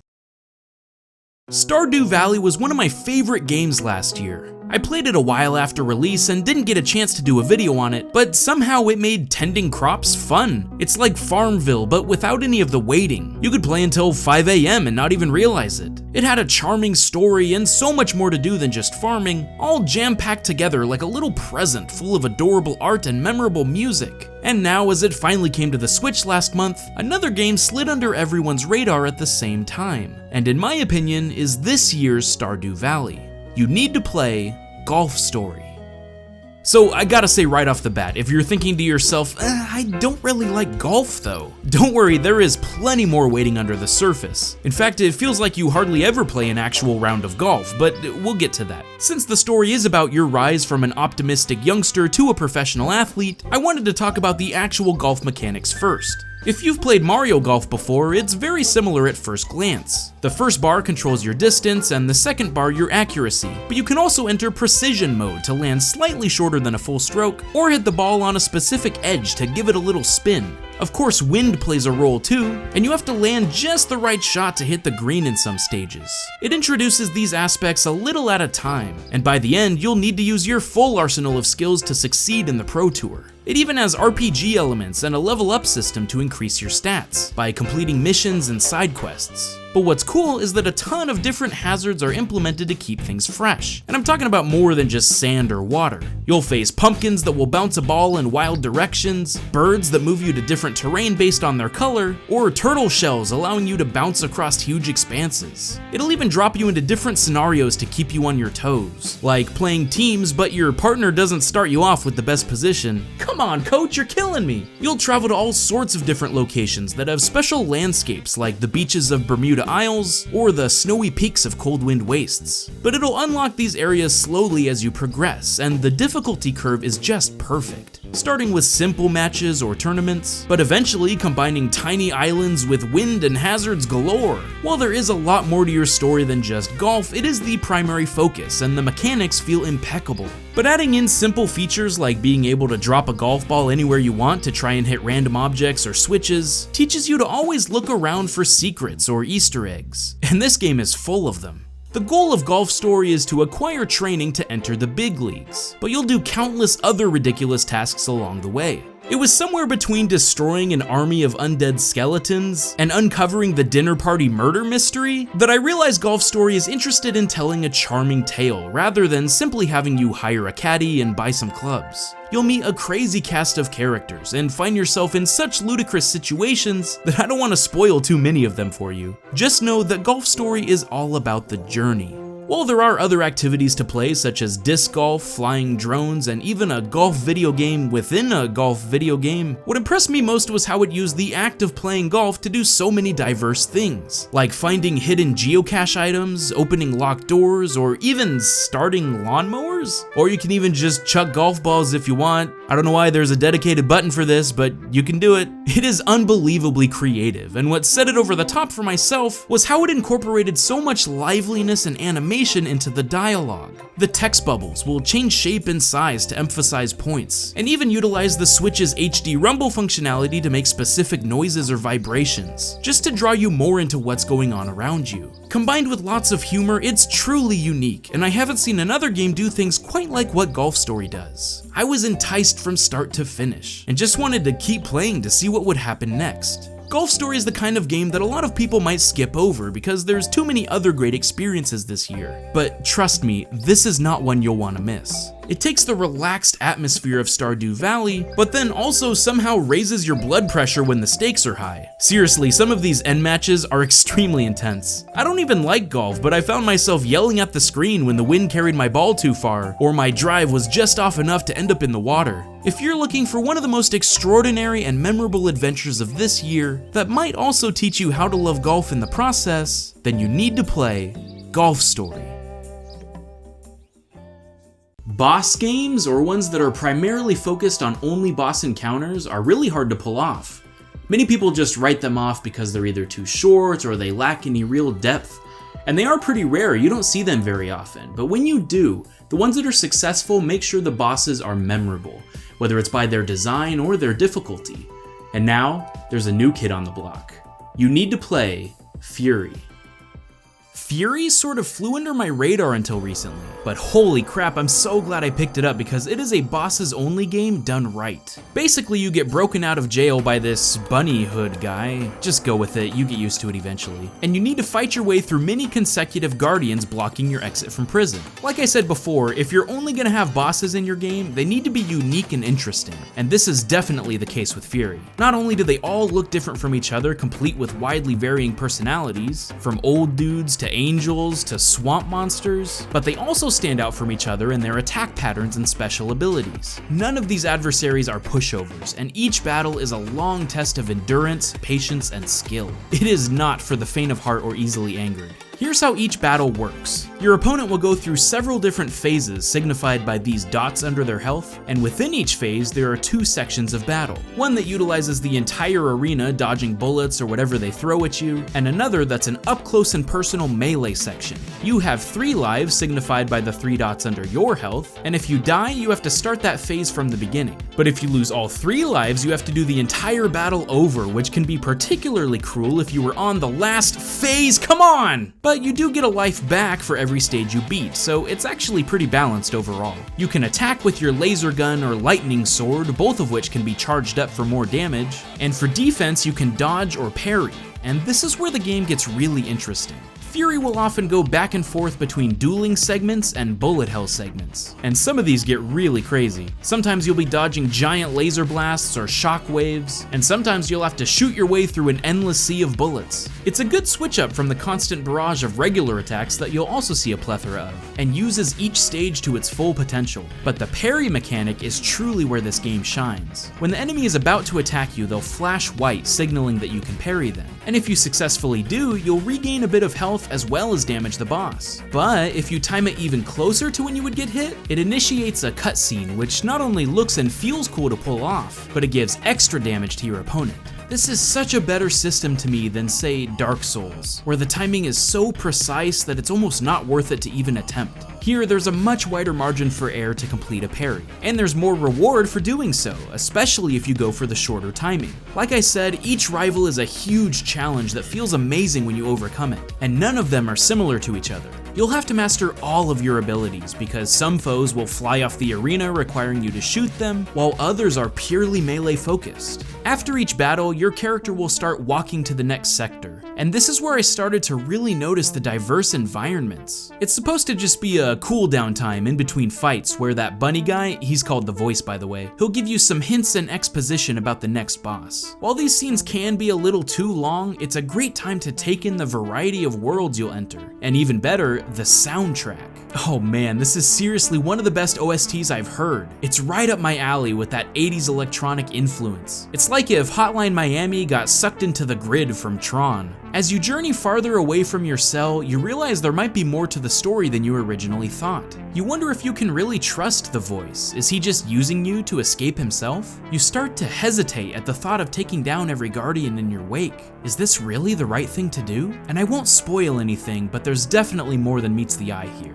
Best of all, after you beat the game once, it unlocks Furier mode. And unlike most other hard modes in games, all the bosses now have completely different and much harder patterns than before. You're gonna have to relearn how to take each one down in new ways. And for real, they don't mess around this time. What a great addition though, you basically get double the amount of game for free. Not to mention they have a dedicated speedrun mode that skips all the cutscenes and in-between walking sections if you're into that kind of thing. Furi was exactly the kind of game I was looking for this year. I'm slowly realizing how much the brutally challenging genre of games is exactly what I crave. And combined with the soundtrack and aesthetic, I couldn't ask for more. If you're interested in a beautiful looking boss game that'll push you to your limits, but give you such rewarding accomplishment when you succeed, then you need to play Furi. One of the coolest things about watching Snowman Gaming grow is gaining viewers from all over the world. I have many dedicated international fans that help contribute translated captioning to make my videos even more accessible to a wider audience, and I can't thank them enough for that. I've heard from several people that I actually have quite the following in Brazil, which is exactly where today's game hails from as well. As far as I can tell, this is the first major release from Long Hat House, other than a simple mobile game called Magenta Arcade, and it blew me away with how innovative it is. Let's talk about why you need to play Dandara. Now, Dandara is a traditional Metroidvania through and through, but the key difference is that in this world, there is no gravity. So the only way to get around the massive locales is by jumping from surface to surface, as long as it has a white layer of salt over it. Ground to ceiling, wall to wall, and even rotating circle to rotating circle. Up is down and down is up here. There's essentially no cardinal directions, which can be disorienting at first, but controlling it is relatively easy. I was worried that I wouldn't get the accuracy of movement from a controller like the game recommended me to play with, but it has a rather forgiving lock-on system, where if you're aiming at a certain ledge even semi-closely, it'll automatically launch you to the right place when you press jump. What this leads to is a pretty intuitive system that can be executed really quickly once you get the hang of it. I can only imagine what speedruns will look like. Throughout the game, it'll expand on this core principle by introducing new elements in the environment, like blocks that rotate when you shoot your gun, or these platforms on a track that move from the momentum you create with your bullets. It's already a neat idea for a gimmick, but these switch-ups keep the gameplay fresh from start to finish, and have a super smooth difficulty curve throughout. As I said, the different areas you'll explore are expansive and have a lot of connecting pathways, so it takes a focused mind to search them without getting lost. As most Metroidvanias should, it'll block off certain routes unless you've unlocked specific power-ups, which can help to ease a player into how big the world really is, and present a reasonably linear experience until they're more comfortable with it being opened up. The first major location, the Village of Artists, does a good job of this, although I will say it was the place I got confused the most. The map screen helps to show you doorways you haven't entered yet, which is how I started to scout things out, but it doesn't help when you've already been to a room that has multiple entrances and exits. For example, by looking at the map, I thought I discovered everything in this zone, but it turns out there was another path hidden within that I needed to find. All I'm saying is, make sure you explore thoroughly and keep a mental map of where you need to go as well as the physical one. Aesthetically, this first city leaves quite a cool impression, as it draws from its Brazilian roots for its art style. From graffiti on the brick walls, to streetlights, dumpsters, and flashing restaurant signs. Overloader has a fantastic video elaborating on Dandara's influences, which I highly recommend checking out in the description below. It's in Portuguese, but don't worry, it has English subtitles too. You visit various artists throughout the town that can use their talents in painting or music to bring platforms to life and open up new pathways to investigate. From there, the game continues to build, from a sandy ancient ruin to a futuristic museum and even a mind-bending dream sequence. While I do think some of the unlockable abilities focus too much on simply removing an impervious wall from your path, there is a lot of other tools at Dandara's disposal.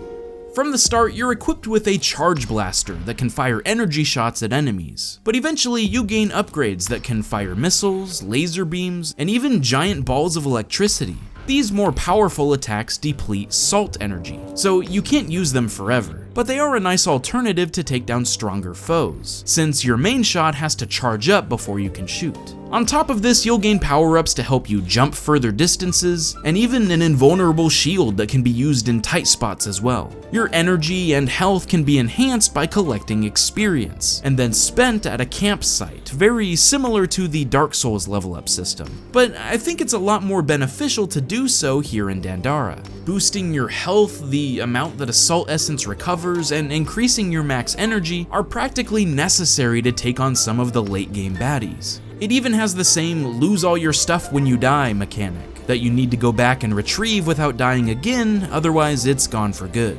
Death respawns you at the last camp you rested at, which can be punishing, but I think it sets a fair difficulty curve. There's a lot of risk versus reward here. Do I keep pushing onward to new territory, or go back to spend my earnings? You have to take each step cautiously, and make sure you don't just blast through huge rooms packed with enemies. Plus, with such fluid movement, I didn't really mind trekking through certain areas more than once, and it does a good job of opening up shortcuts to make retreading old ground less of a pain. Combat has a large focus in Dandara. These are certainly not empty hallways you're hopping through. Much like the platforming, this increases in difficulty as you progress as well. What I liked is that it combines the challenge of movement with the different attack patterns of the villains you'll face. For example, these barriers shoot balls of energy at you, but you have to avoid the other guys on the ledges you're jumping between as well. Or sometimes you'll have to fend off a horde of attacks, while on these shifting platforms that you're also controlling with your movement.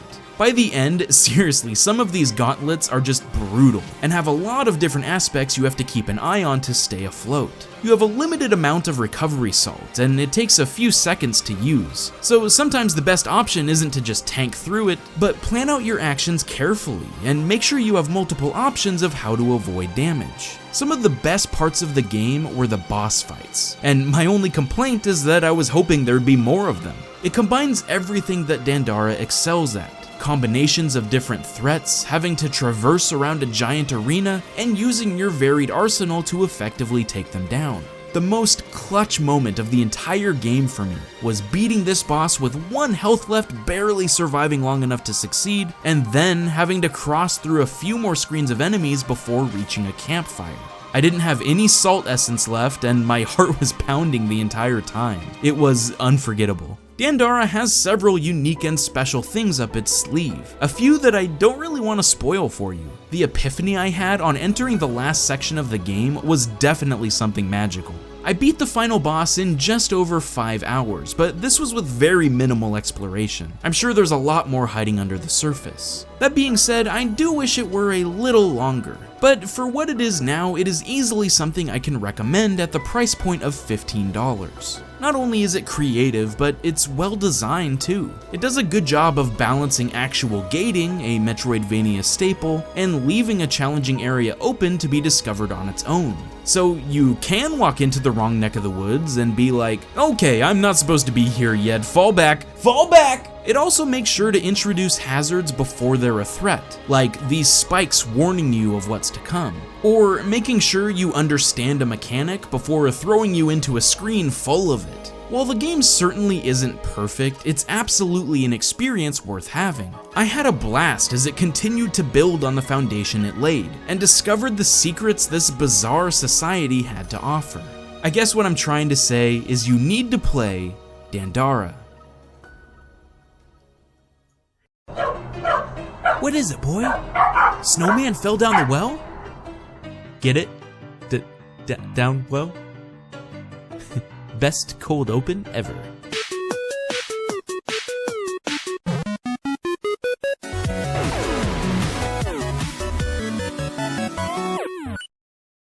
You need need to play Downwell, and oh, I'll tell you why. First off, this game is $3, but I'm not really one to put a game's value on its price tag, so let me explain why it's a good game regardless. As the title would suggest, you're falling down a well, stomping on baddies' heads, and oh yeah, shooting guns out of your boots! Okay, that's it everybody, let's go home, no more convincing needed. But seriously, this is an awesome mechanic, and I'll talk more about that in a minute. On the surface, it looks pretty simple, shoot and jump your way down the well, collecting gems and scoring sick combos, but it's actually much more complex than that. This game is incredibly hard. You only have 4 health, and that goes pretty quick if you're not being careful. Not to mention that it's randomly generated every time you play, and you have to start from the very beginning if you die. Luckily, you gain upgrades at the end of each level to give you a wide range of benefits, from regaining health, to bullets shooting up when you destroy blocks, to increased accuracy and range. On top of this, there are shops along the way to buy more ammo or health with the gems you've collected. You work your way down through 4 different areas, the caverns, catacombs, aquifer, and limbo, and they get progressively harder the deeper you go.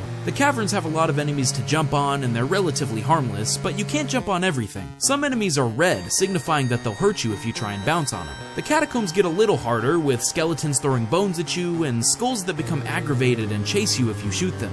The aquifer takes you underwater and you have limited breath. You have to gather air bubbles to refill your breath meter while you navigate this onslaught of enemies and dangerous coral. Finally, if you best the first 3 areas, you enter Limbo. There's no safe ground here, just objects to bounce on and deadly spikes. So you have to be careful where you land while shooting these ghostly figures at the same time. Oh, I forgot to mention, gravity is way heavier here too! It's an outstanding last section, a final test if you will. When you beat all of this, there's a final boss, and I won't spoil it for you, but wow, it's a doozy. I still haven't beaten him, but it is crazy and definitely gets your adrenaline pumping. You might have noticed by now that there's a lot of similarities to Spelunky in this game. The roguelike elements, the 4 different locales, even the shopkeeper who gets mad at you when you try and jump on his stuff. And you're not wrong, the developer himself has said that Spelunky was a big influence for this game. He wanted to make a game like Spelunky that could be played on mobile. Oh yeah, that's another thing, this game has a mobile port as well. I haven't played it, but I've heard it controls great and is really intuitive. But as an avid fan of Spelunky, the biggest comparison for me was the difficulty. Spelunky is really unforgiving, and it takes a long time before you're any good at the game whatsoever. Downwell is the same way, but it moves much faster. You have to think and react so quickly, it's basically Spelunky on crack, but I am hooked. The challenge is a big draw for me, and I continue to improve and learn new strategies the more I play. Now, let's talk about the gun boots. This is by far the best part of the game and what truly makes it unique. Not only is this your main weapon for destroying baddies with, but it's also used to slow your descent. As I just mentioned, this game moves incredibly fast and your momentum picks up the longer you fall. This makes it nearly impossible to see what's coming next, so you can use your gun boots to take your time and observe your surroundings. But of course, you have limited ammo, so you have to use it wisely. Spamming the trigger is definitely not the best approach here. Careful, precise shots are the way to go. The only way to refill your ammo is to land on the ground or bounce on an enemy's head, so this leads to a huge emphasis being placed on combos. If you kill 5 or more enemies without touching the ground, it'll start a counter above your head, encouraging you to rack up the points. If you get a high enough combo, it'll reward you with gems, health, and even more max ammo. So when you're in the zone and combining your shots with bouncing, the game almost starts to look more like a dance, gracefully tumbling and floating downward. It feels amazing when you pull off a giant combo. It's really fun to do, and the gameplay complements it perfectly. There's also these bubbles in the wall along the way, and when you jump into them, it'll freeze time and keep your combo count, even though you're touching the ground. Inside, you'll either find a pile of gems or a gun upgrade. These alter your boots to shoot in different patterns than the normal machine gun style, like huge blasts from the shotgun to a triple shot or even a laser beam. This not only affects how you shoot, but how much ammo you have too. The shotgun can take out large groups of enemies, but it's not very effective for slowing your descent as you run out of ammo really quickly. This leads to a lot more strategy going into how you choose to play. It's normally a good choice to pick up the upgrade because it'll give you an additional health or ammo boost, but sometimes you won't want the gun it picks for you. There is an upgrade you can get that allows you to switch the gun once by shooting it, so you have a lot of different options of how to go about it. Do I go for more firepower or easier handling? Man, I don't really want the Nappy Blast, but I really need the health. It just adds so much more depth to how you play. It's fantastic. On top of all this, there's other styles you can play as too. My favorite is the levitate style because it makes you more floaty, making bouncing for combos much easier. If I'm being honest though, once I get past the catacombs, I start to forget about combos and just focus on surviving. If survival is your goal, the boulder style is a great choice because it gives you more starting health. All of this leads to just more variety and choices in how you want to play the game, which is a huge plus in my book. There's even different color palettes you can choose from, though I will admit that some of them make me want to gouge my eyes out. Either way, Downwell is an extremely valuable purchase at its price point, and is an amazing experience if you love the roguelike genre or just want a quick little game to pick up and play when you have some downtime. Give it a go and tell me what you think of it. I'd love to hear about your experience. Thanks for watching, and I'll see you guys next time. Back in 2017, Playtonic Games kicked off the return of the 3D Collectathon with Yooka-Laylee. And I've already talked at length about how while it wasn't a complete failure in its concepts, it just needed a little more time in development to reach its full potential. It has received several quality of life updates since its initial release, but I was certainly bummed when I played it. It didn't have the post-Rareware magic I was hoping for. But these are the creators behind some of my favorite platformers of all time, so even though it left a bad taste in my mouth, I wasn't ready to count them out just yet. So when they announced their next title, more of a spiritual successor than a full sequel with a focus on 2D platforming this time around, it definitely took me by surprise. This looked more like Donkey Kong Country than Banjo-Kazooie. Maybe this would be the new direction our Chameleon and Bat comrades needed. I decided to give Playtonic another try, and I'm so glad I did, because not only is Yooka-Laylee and the Impossible Lair a game you totally need to play, but it's also one that blew me away with its unique spins on the formula even more than the solid platforming I signed up for. Let's talk about it. Right from the get-go, this game does something a little different. It drops you into the very last stage at the beginning, the titular Impossible Lair, and it definitely lives up to its name. Capital B isn't messing around this time, and after a few tricky jumps, I realized I wasn't going to make it out of here alive. Turns out, I only got 7% through the lair, and this isn't some joke or gimmick to make sure you would die, this really is the final challenge. But luckily, there's a backup plan thanks to your new friend Queen Phoebe. If you explore the Royal Stingdom and beat the various levels, you'll rescue squadrons from the B-Tallion, jeez, heavy on the B puns, and each recruit you rescue acts as another hit point you can take in the Impossible Lair. So the more you complete in the world, the better chance you'll have at conquering this insane gauntlet of terror. So you start playing through stages, and this is where the core gameplay shines brightest. It definitely has DKC vibes, but specifically Returns or Tropical Freeze. Each level has its own distinct theme. There's 5 collectible coins hidden in each level, and these are used to unlock new areas throughout the game by spending them at Trowser's paywalls. A literal paywall, oh boy. You have your typical moveset, a speedy roll, a twirly spin in the air, a ground pound, but if you lose your buddy by taking a hit, Yooka loses a lot of his abilities, similar to DK fending for himself in the chaos, so it's always better to have a partner. Luckily, Laylee flaps around for a few seconds when you take damage, so if you're fast enough, you can grab her again and keep going. On top of this, you can collect tonics throughout the world that augment your experience in various ways. You can equip 3 at a time, and they range from faster movement and more checkpoints, to giving Yooka a giant head, or putting a fancy filter over the screen for fun. Each tonic has a quill modifier that will reduce or increase the amount you collect based on their usefulness. So for example, you can make Laylee stick around longer after losing her, but this will reduce your quill total at the end of the stage. But you can also make enemies harder to kill, or flip the level to increase the amount of quills you'll gain. It's a really cool system, and it was fun to mess around with what worked best for me. The quill magnet was probably the most useful, and it doesn't affect your totals in any way. Definitely a must-have. Quills replenish every time you enter a stage, and they're used to unlock the tonics you collect. So they're certainly useful, but you could also avoid tonics altogether if you really wanted to. I think they're a great addition personally, and they make the overworld more fun to explore. In fact, the top-down map in which you find the various stages is an incredible change of pace from the regular gameplay, and might even be my favorite part of the game. There is so much to do and see here, but it's more than just finding handy trinkets. As you progress, you realize there are actually 2 versions of every level in the game, and you unlock them by completing tasks or challenges along the way. So for example, by blowing up this rock face guy, you'll release a stream and flood a stage with water, completely changing how you play through it. Or by turning this device full of enemies on top of another level, it becomes a deadly chase sequence where you have to outrun your impending doom. Not only does each change completely alter your path in a level, making it virtually unrecognizable from your first time through, but they're also all drastically different from each other. You'll spew honey on a stage to make it sticky, freeze fountains in another to reach new heights, or even flip one sideways to turn it into a vertical climb. It was such a joy to discover how to unlock this new alteration and see all the ways it switches things up.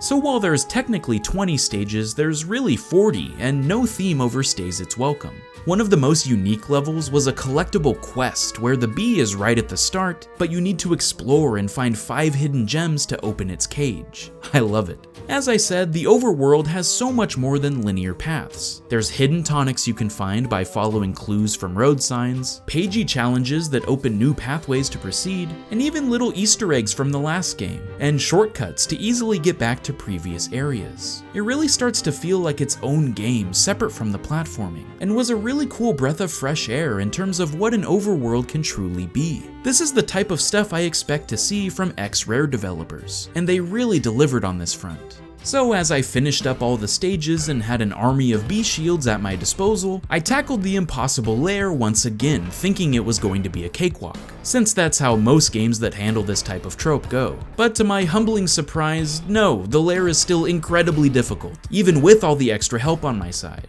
This last test is super long, and sprinkles in multiple phases of a boss fight throughout. So be ready to truly put your skills to the test here. I really liked this, it definitely felt worthy of being the final challenge, and was all the more rewarding when I overcame it. I'm sure they made it so lengthy just to make sure no one could finish it without playing the rest of the game. But then again, they have a special tonic just for beating the Lair without using a single bee. So sorry Gerard, I'm sure that one sucked to complete. Overall, I was incredibly impressed with Yooka-Laylee and the impossible Lair, and it really caught me off guard with the clever design choices they implemented. If you're feeling the drought of DKC titles lately, this is a fantastic remedy in the meantime, and has a lot more to offer on top of the typical platforming we know and love. Yes, it feels awesome to speedrun through these levels and learn the extent of Yooka's capabilities, but it's also full of that cheeky Brit humor, and has easily one of the best soundtracks of the year. Every song has that beautiful David Wise and Grant Kirkhope inspiration, even though some of them aren't made by those composers at all. I recommend downloading the OST even if you never play it, it's seriously that phenomenal. While it may not be the next 3D adventure to sweep us off our feet, it definitely is a more polished and enjoyable experience overall, and I'm so glad they decided to take that leap of faith. Who knows, maybe next they'll tackle a kart racer or a third-person shooter. Playtonic, you crazy. So go enjoy a romp through the Royal Stingdom and have fun proving that the impossible is possible. I'll see you guys next time. Stay frosty, my friends. I never really gave the proper amount of time to Supergiant's impressive catalog of games. I only spent a few hours with Bastion and Pyre, and I own Transistor but haven't played it yet. So imagine the egg on my face after diving into their latest title, Hades. I'm not huge on early access games, so I only hopped on recently after its full release. And now I feel particularly foolish because it's easily one of the best games to come out in 2020 and truly expands the roguelite genre in some unprecedented ways. So in an effort to make sure no one else misses out like I did, let's talk about why you need to play Hades. Right off the bat, this is a great idea for a game. You play as Zagreus, the son of the literal god of the underworld who attempts to break out of Hades and join the other Olympian gods back on the surface. Now, if you're like me, your exposure to Greek mythology may have been a little through school, but if we're being honest, Hercules, right? So it was really cool to see a completely new take on all that mythos and lore. I mean, these gods are hot! But on top of this being a great centerpiece for the story, it ties into the gameplay in incredibly cohesive ways. The gods want you to escape and come to Mount Olympus, so they bestow their powers called boons on you to increase your strength and add attributes to your abilities. And when you die, you're simply sent back home to the House of Hades, taunted by your father, and try to break free all over again. Along the way, there's all sorts of treasures to collect, upgrades to find, and money to buy things with, complete with increasingly harder waves of enemies and intimidating bosses blocking your path. Different weapons offer certain tactical advantages, like being able to hit enemies from farther away, or packing a punch if you get in close. But things really take off when you start synergizing the various boons together. Zeus obviously gives you lightning damage, and Dionysus, the god of partying, inflicts hangover on enemies. That's hilarious. But others offer more defensive benefits, like Athena allowing you to deflect incoming attacks, or Hermes increasing your speed and dodge ability. Further still, some are both offensive and defensive, like Ares granting the power of Doom, which lets you build up devastating damage from a safe distance, or Demeter adding ice to your attacks to slow your foes down.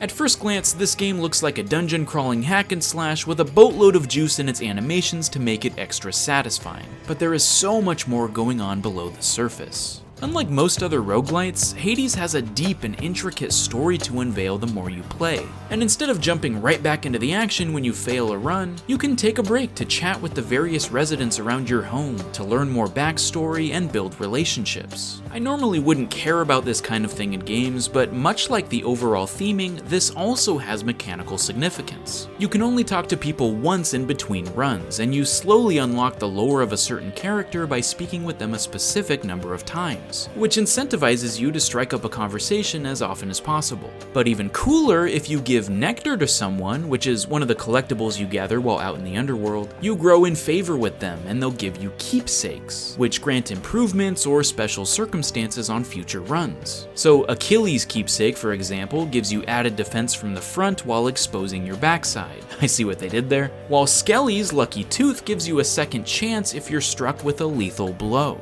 You can give nectar to just about anyone, including the ever-talkative Carrion,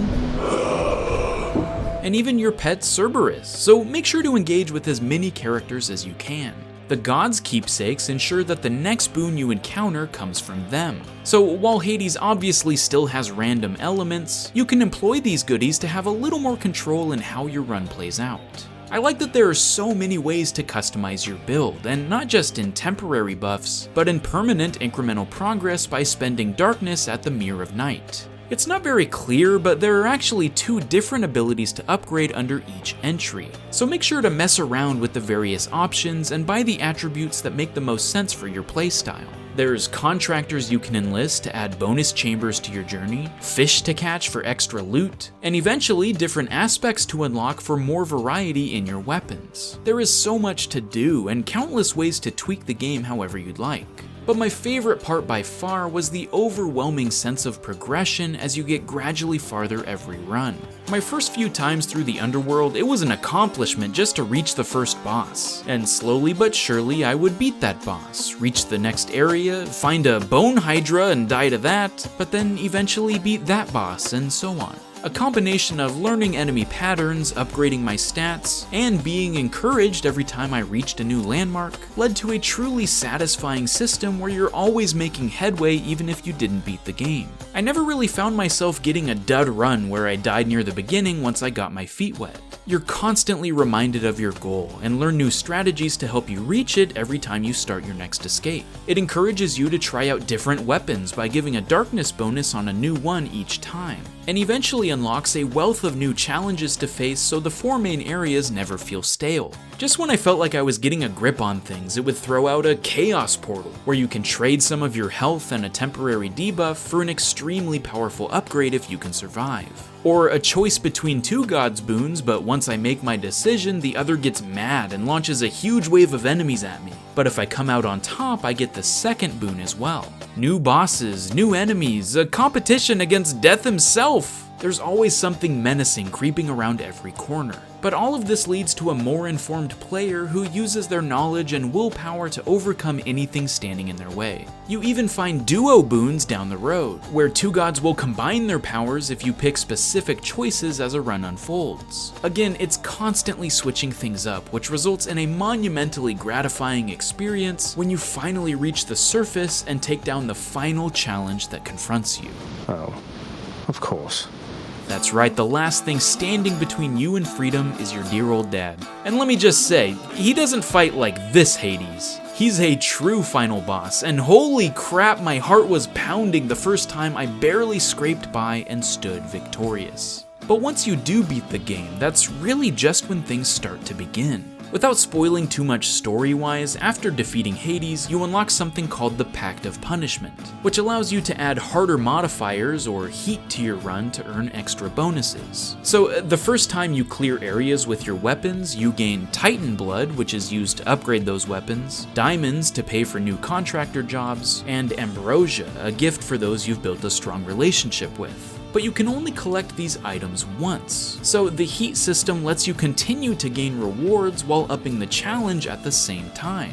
Essentially, it gives Hades infinite replayability, and offers more than enough reason to continue peeling back more of the story as you play.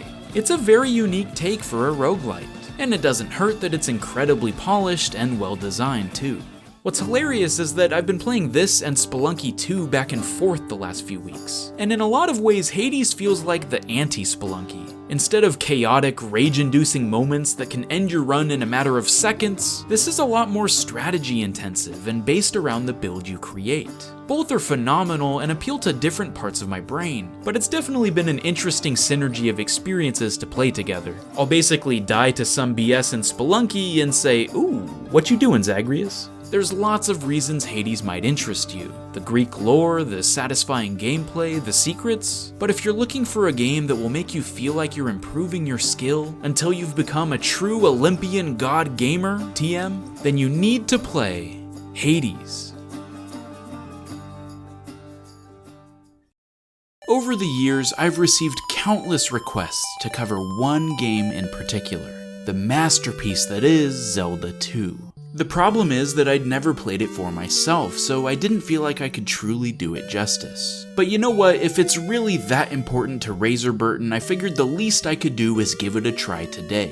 So at long last, here is why you need to play Zelda 2. Even from the very start of the game, I was blown away by the rich storytelling and interactive conversations you can have with the villagers. But the gameplay is where Zelda 2 really shines. The fact that you can swing your sword while standing or ducking leads to some really innovative combat scenarios. I also love that they use the song from Smash Bros. That's an awesome nod to other Nintendo franchises. As you journey around the overworld... I can't. Oh man, I tried, but I just can't. Zelda 2 is so bad. It's absolutely awful. But man, I had you, didn't I? Alright, look, I'll level with you. I definitely can't cover this game in good conscience, but there are some elements that could be cool if it was expanded and modernized a little bit. And that's why you need to play Infernax.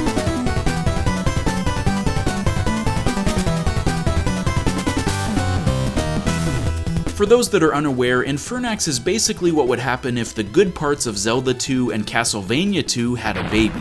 There's still towns full of people to talk to, but instead of cryptic BS, they're actually useful, and can sell you potions or spells and begin quest lines. There's a day-night cycle too as you're roaming around the world, but it's not crap, so that's good. One of the aspects I actually did enjoy about Zelda 2 was the XP and upgrade system, and that more or less carries over exactly the same here. Which makes fighting bad guys worthwhile, but you also don't have to grind either, which is nice. You're still on a quest to find 5 temples and defeat bosses to gather orbs and stop a satanic ritual to summon the devil. But instead of a tedious and confusing overworld, they ditch that in favor of a more traditional Metroidvania-style map and abilities gained to access new areas. But at the end of the day, you're still smacking stuff with a mace and jumping around pixely obstacles rocking to a chiptune soundtrack, which is a great day if you ask me.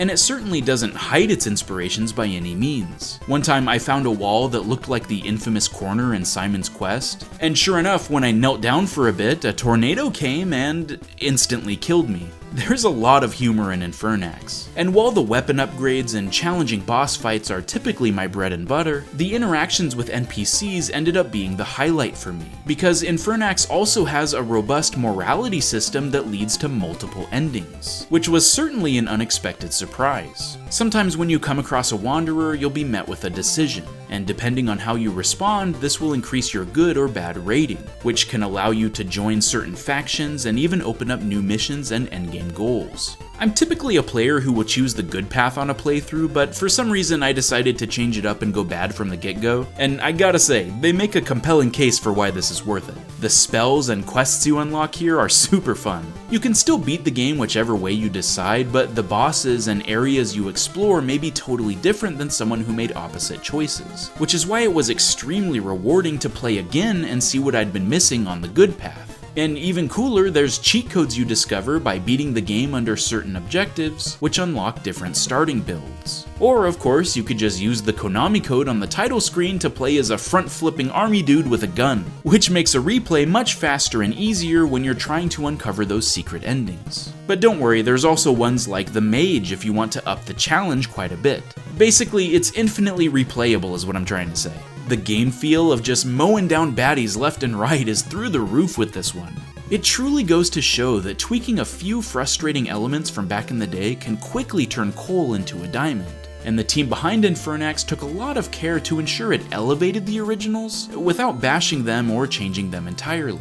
If you have an appreciation for the games of old but don't want to be bogged down by archaic design choices, then you absolutely need to check out Infernax. And go tell Rasputin to play it too.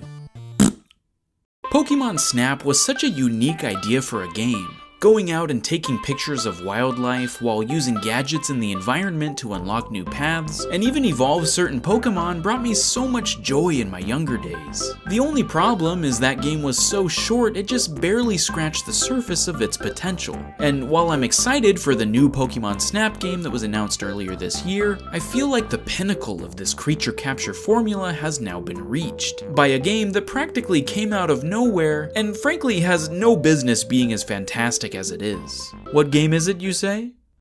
I'm talking about Bugsnax.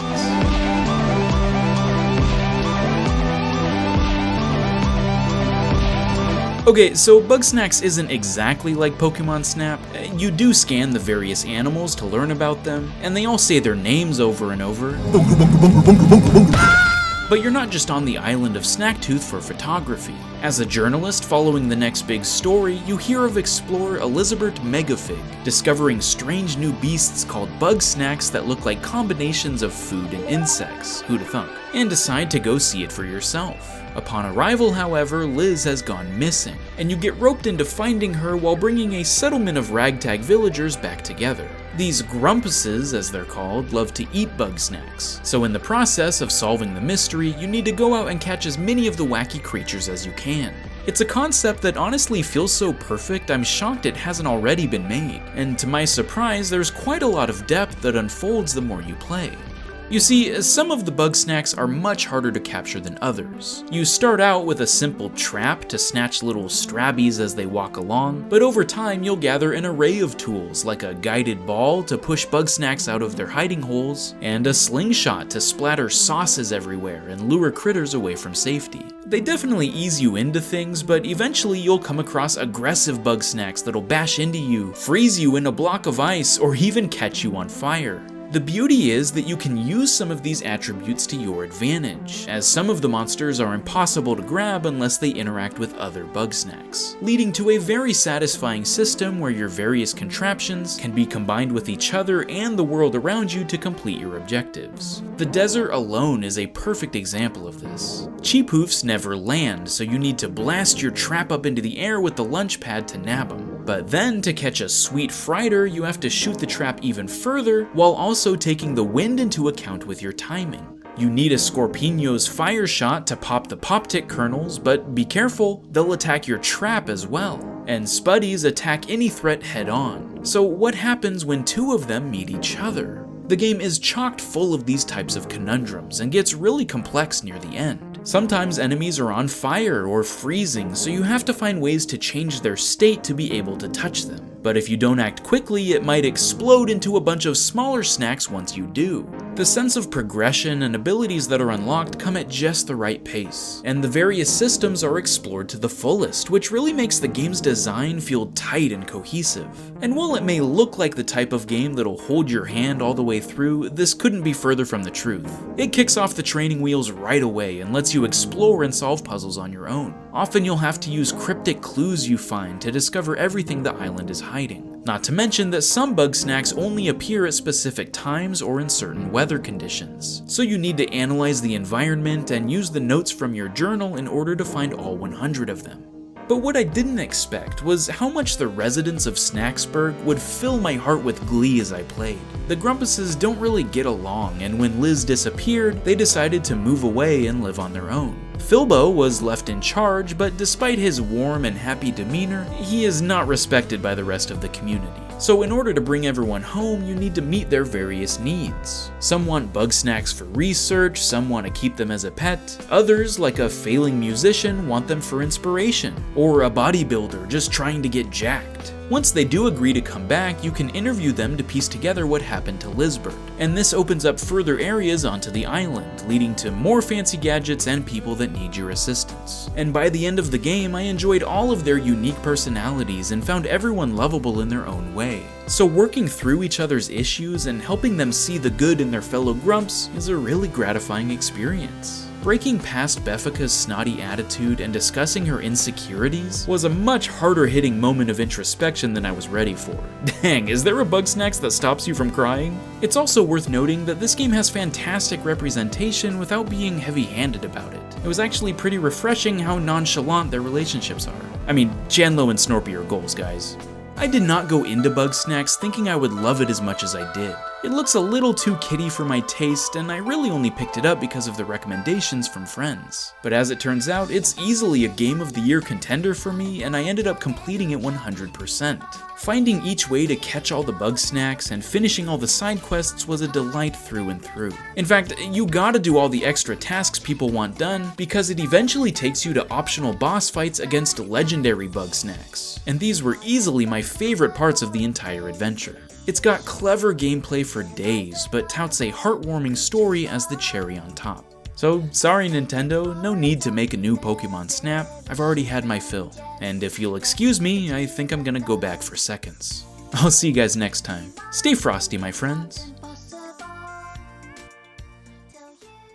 Cook Serve Delicious 2 is unlike any other restaurant sim out there, and if you've played the first game, you know why. Instead of waiting tables or managing what oven to buy, it's more like a speed typing game with reflex memorization combined with a hectic chef simulator. You know those viral gifs of cooks chopping onions super fast? You basically get to do that. And Cook Serve Delicious 2 brings so much more to the cutting board. Oof, that was bad. I wasn't originally going to do a video on this because there's so many awesome games coming out in the next few weeks, but I realized that the You Need to Play series is all about shedding light on some underappreciated titles. And CSD2 is such an awesome experience that I had to talk about it. So let's dive in. While yes, technically you are the owner of your restaurant and have to balance taking orders, doing chores, and maintaining buzz of your establishment, there's a much bigger focus on the food in Cook Serve Delicious. The majority of what you'll be doing is creating all kinds of tasty treats for your customers, and it has some really satisfying sound effects for each button you press. Your goal is to get every meal correct, but if you mess up one small detail, you'll get these meh faces. Or if you screw up completely, it'll be a bad order.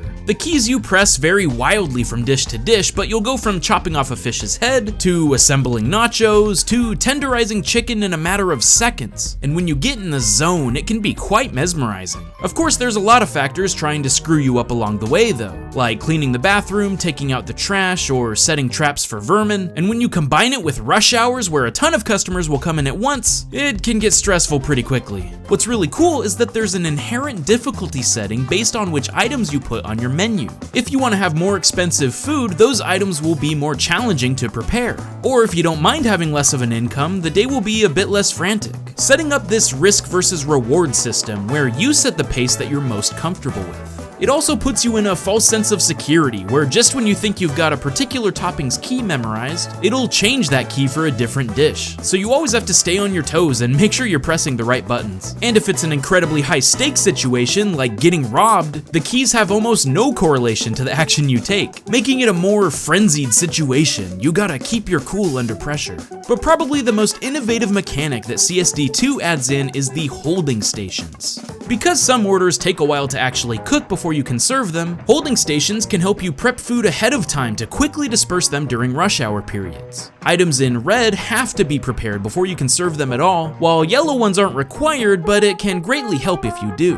And the green items are side dishes that can turn a regular order into a delicious one, as well as extend the time a customer will wait for their food. This adds so much more strategy to how you handle the workday. You can fill your holding stations with main courses to help with the anxiety of a lunch rush, or with side items to get a higher score and more time to breathe. But everything in holding stations has a shelf life and will expire eventually, so you have to balance when the best time to prep them is. You definitely don't want all your hard work to go bad right before a busy period. It somehow hits right in the middle of being extremely helpful and adding more complexity to the already chaotic gameplay of Cook Serve Delicious, making it the perfect addition for this sequel. On top of this, you can also hire yourself out as a chef for other restaurants, instead of just building up your own store. This is a great way to get familiar with new food items and try out different styles to get those perfect gold medals in every stage. There are tutorials for each meal, so you could play them before you start in one of these new restaurants, but I like to live dangerously and go in blind. Spoiler alert, it's a bad idea. But I will say it's very accomplishing to struggle with a dish for the first few attempts, but then complete it in mere seconds after a little practice. Each individual task isn't the challenge, it's the combination of everything coming at you at once that brings it all together. By doing these other missions, you can unlock decorations to improve your store, and even new food items for your menu. I didn't expect the restaurant customization feature to be that enticing, but it actually was quite rewarding to spruce up the place and make it look as presentable as I could for my loyal patrons.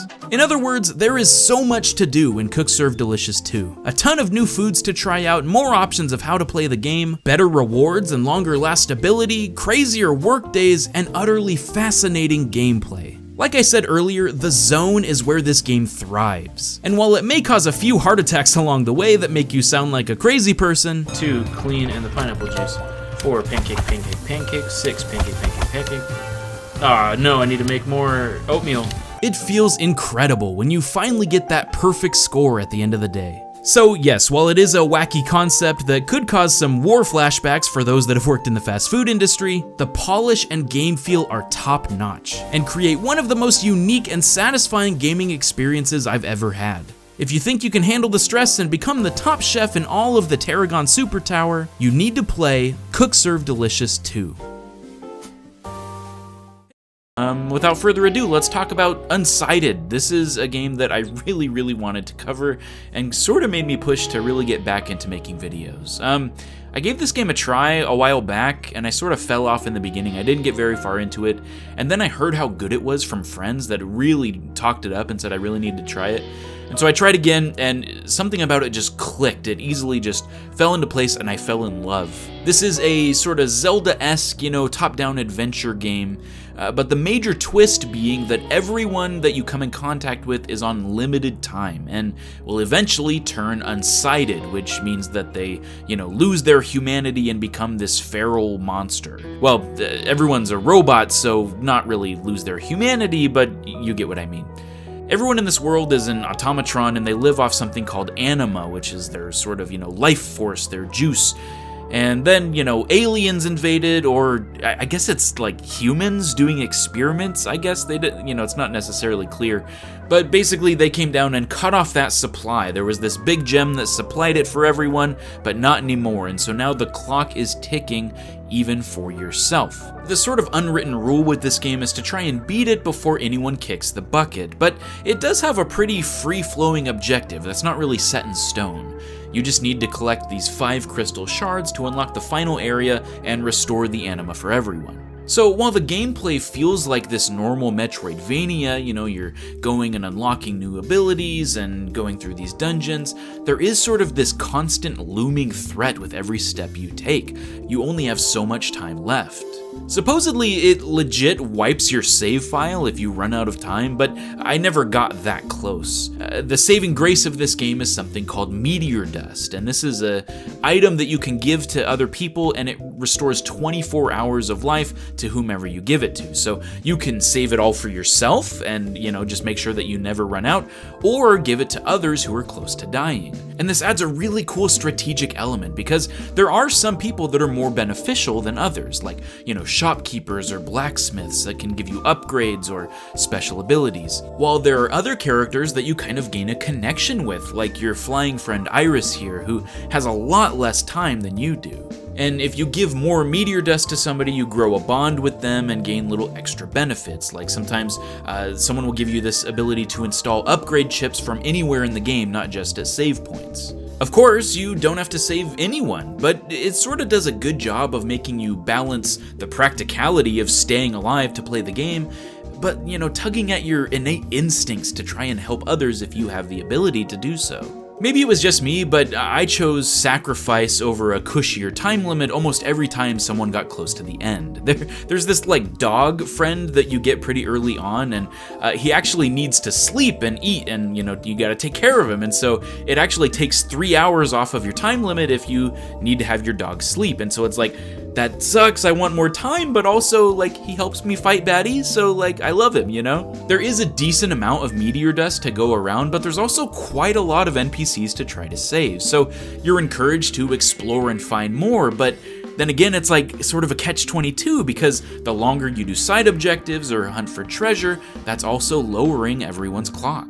It really helps that the main gameplay loop is so incredibly satisfying, though. Once you find the entrance to one of the shards, it's sort of like a basic Zelda dungeon with new abilities that you unlock, puzzles, etc. Capped off with a really cool boss fight. And you know, these dungeons are really fun. One of my favorites was the factory, where you can switch on the furnace and there's this like super powerful mech suit that you can only use when it's turned on.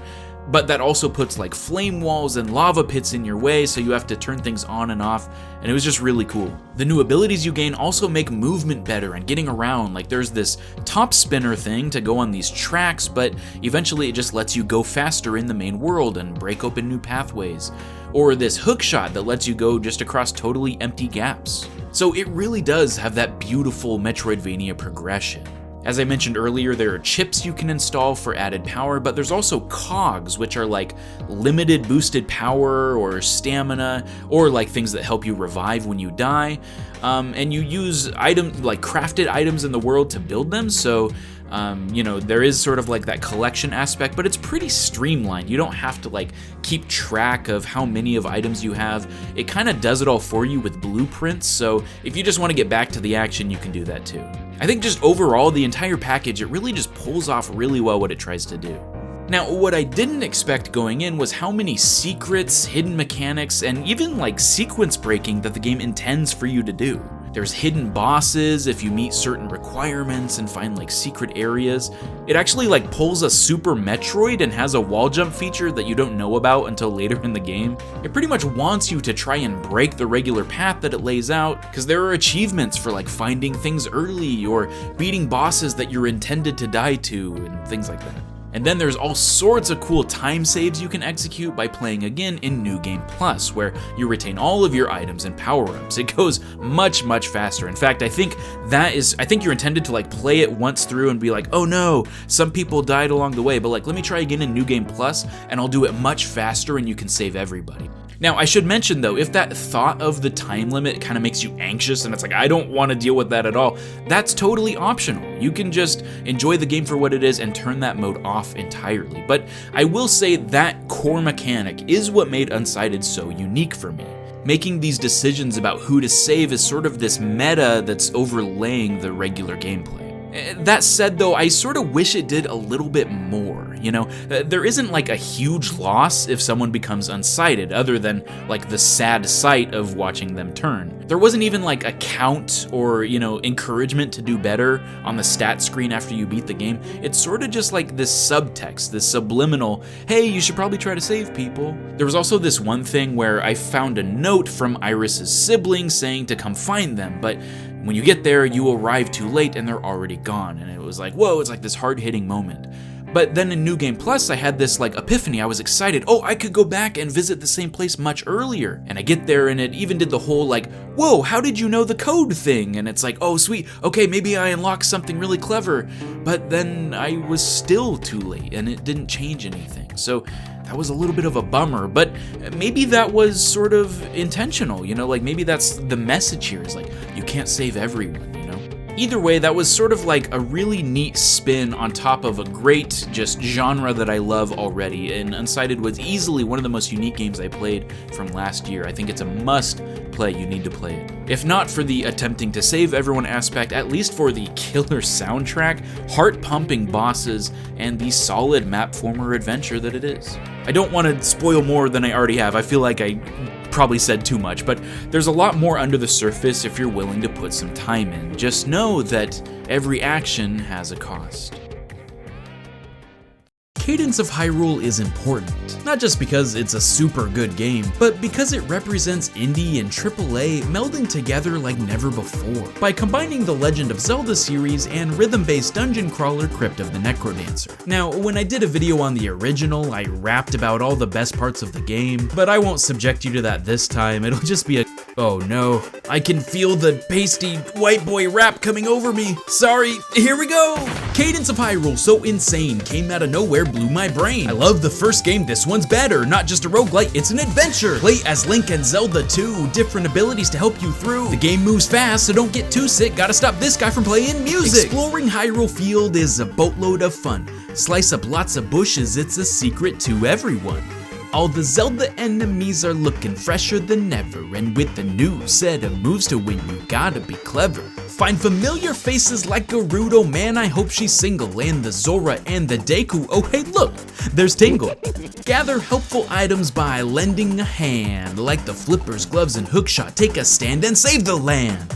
Link's got bows and arrows galore, Zelda's magic I adore. There's extra characters and much more, so keep an eye out while you're on the dance floor. One little catch, the map's randomly generated, so every new game will look a little different than the last, which makes each journey unique and replayable. When you find new areas, the dungeons are your test. It'll put your skills on blast while you try to be the best. Hit up the shopkeeper to rest. Bosses are intimidating, definitely scary, so I hope you came prepared and brought an extra bottled fairy. Their names are silly puns and they're trying to make it rain, but they're just a little easy. Okay, wait, let me explain. There's somewhat of a steep learning curve. You're gonna die a lot, it's kind of absurd. You lose all your goods when you meet your end, but you got a leg up with diamonds to spend. Now as you progress and gain heart pieces, you get in the groove and survival increase. As learn the patterns, exploit their weakness, nothing can stop you, feel like a genius. But here's the thing, if you don't want, you don't have to play to the beat. Make it turn-based so they move when you move if you can't take the heat. Sweet! It also helps speed up the end game, which is quite the treat. It's just a perfect little inclusion. Boy, accessibility's neat. For those wanting more of a challenge, you can try out hardcore mode, which adds permadeath, so when you die, the whole game reloads. It means you have to be careful as each step could be your last. You can also play in co-op, you don't have to be an outcast. Finally, the pixel art is stellar, that's no joke. If I gave a rupee for each ooh and ah, I'd be broke. And the music, oh the music, I mean where do I begin? Did you notice that this song takes like 10 themes for a spin? My man Danny B made a soundtrack that's straight fire. Just listen to these bangers and tell me I'm a liar.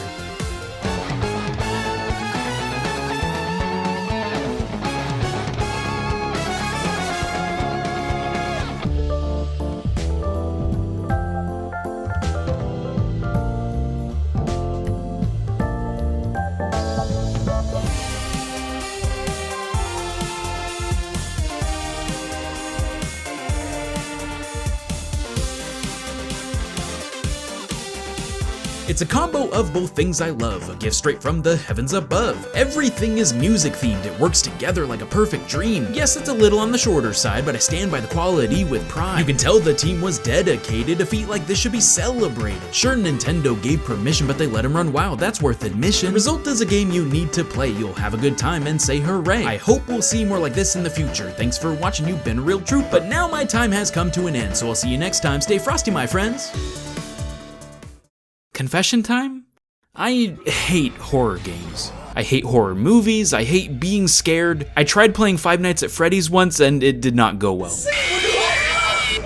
But that's why Carrion is the perfect game for me. Instead of cowering in fear, it completely flips the script. And you play as the repulsive, fleshy abomination that tears innocent bystanders limb from limb. This is a unique enough idea on its own and looked oddly therapeutic from the trailers, but once I started playing, I was pleasantly surprised to find a really fun and well-designed package below the surface. In fact, it's so good that I just had to talk about it in video format. So take a seat, I assume you're standing, and let me tell you why you need to play Carrion. You're launched into the action almost immediately as you break out of your hazard container. And what surprised me from the get-go is how fantastic it feels just to move around as this nasty red creature. You move lightning fast and controls are crazy responsive, which combined with the army of unarmed minions to devour makes you feel beautifully overpowered. And I think this is exactly what they were going for. The opposite of helpless humans shivering in the dark is a monster that kills you before you even have time to react. Whoopa! As I said, this feels very satisfying, and I have to give props to the fluid animation and sound design. The way your tendrils lash out in every direction, as well as the tense bursts of music at just the right moments, really sell the vibe they're going for. You can grab bodies or rip off air vents with the right trigger, and use special abilities you gain over time with the other buttons, like a sticky web shot or strong bash maneuver. Your goal is to spread and grow in various holes throughout the government facility, until you've breached and taken over the entire area. It sort of reminds me of Wario Land 4, I know that sounds weird, but these crevices function similar to the jewel pieces you discover as you explore to open the final door at the end of the stage. The overworld plays out like a Metroidvania, where the abilities you gather open up new pathways as you proceed, and it does a fantastic job of looping back on itself so that you never have to go too far to find the next level. The whole experience feels very tight and cohesive. It doesn't waste your time so you can get back to the killing spree. It's much more than just a gruesome murder simulator though. Eventually, if you collect enough power-ups, you grow in size and gain additional hit points. And later on, this happens a second time until you're a massive, unstoppable blob. Which is good because the enemies you need to get past grow stronger and smarter as well. Guards equip spiky plasma shields after the first few stages, which means you have to sneak up from behind. But the real threat comes with the militarized drones and machine gun robot suits. Things heat up quickly, and I mean that literally in some cases. But this is where that clever level design comes into play.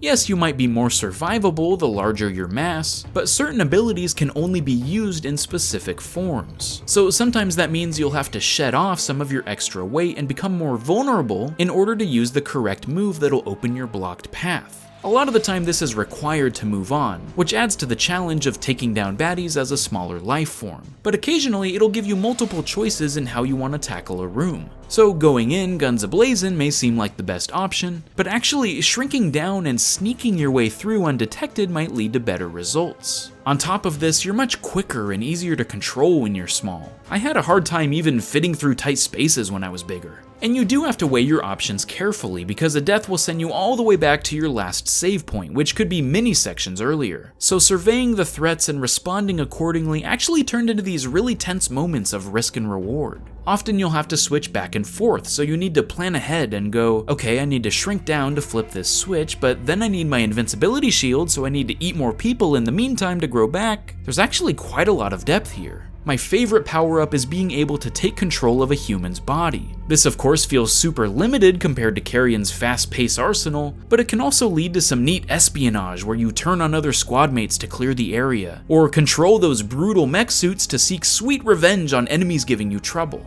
Overall, it's an incredibly unique concept that expands itself into something way beyond what I was expecting going in. You can probably beat it in under 5 hours, but seeing just how fun it is to become the baddie for once, and laugh at their feeble attempts to destroy the beast is worth admission alone. Alright Carrie, smile for the camera. Perfect. Alright, I've been seeing a lot about this Dead Cells game, let's see if it's worth doing a video on.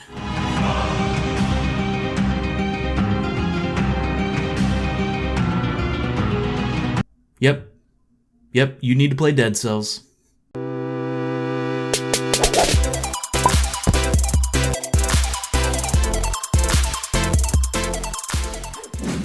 Okay, seriously though, I have been hooked on this game since the moment I first booted it up, and I've had to work extra hard to pull myself away from it just to make this video. It took a lot of willpower, I gotta say. Dead Cells is a roguelite dungeon crawling brawler, but that's selling it short.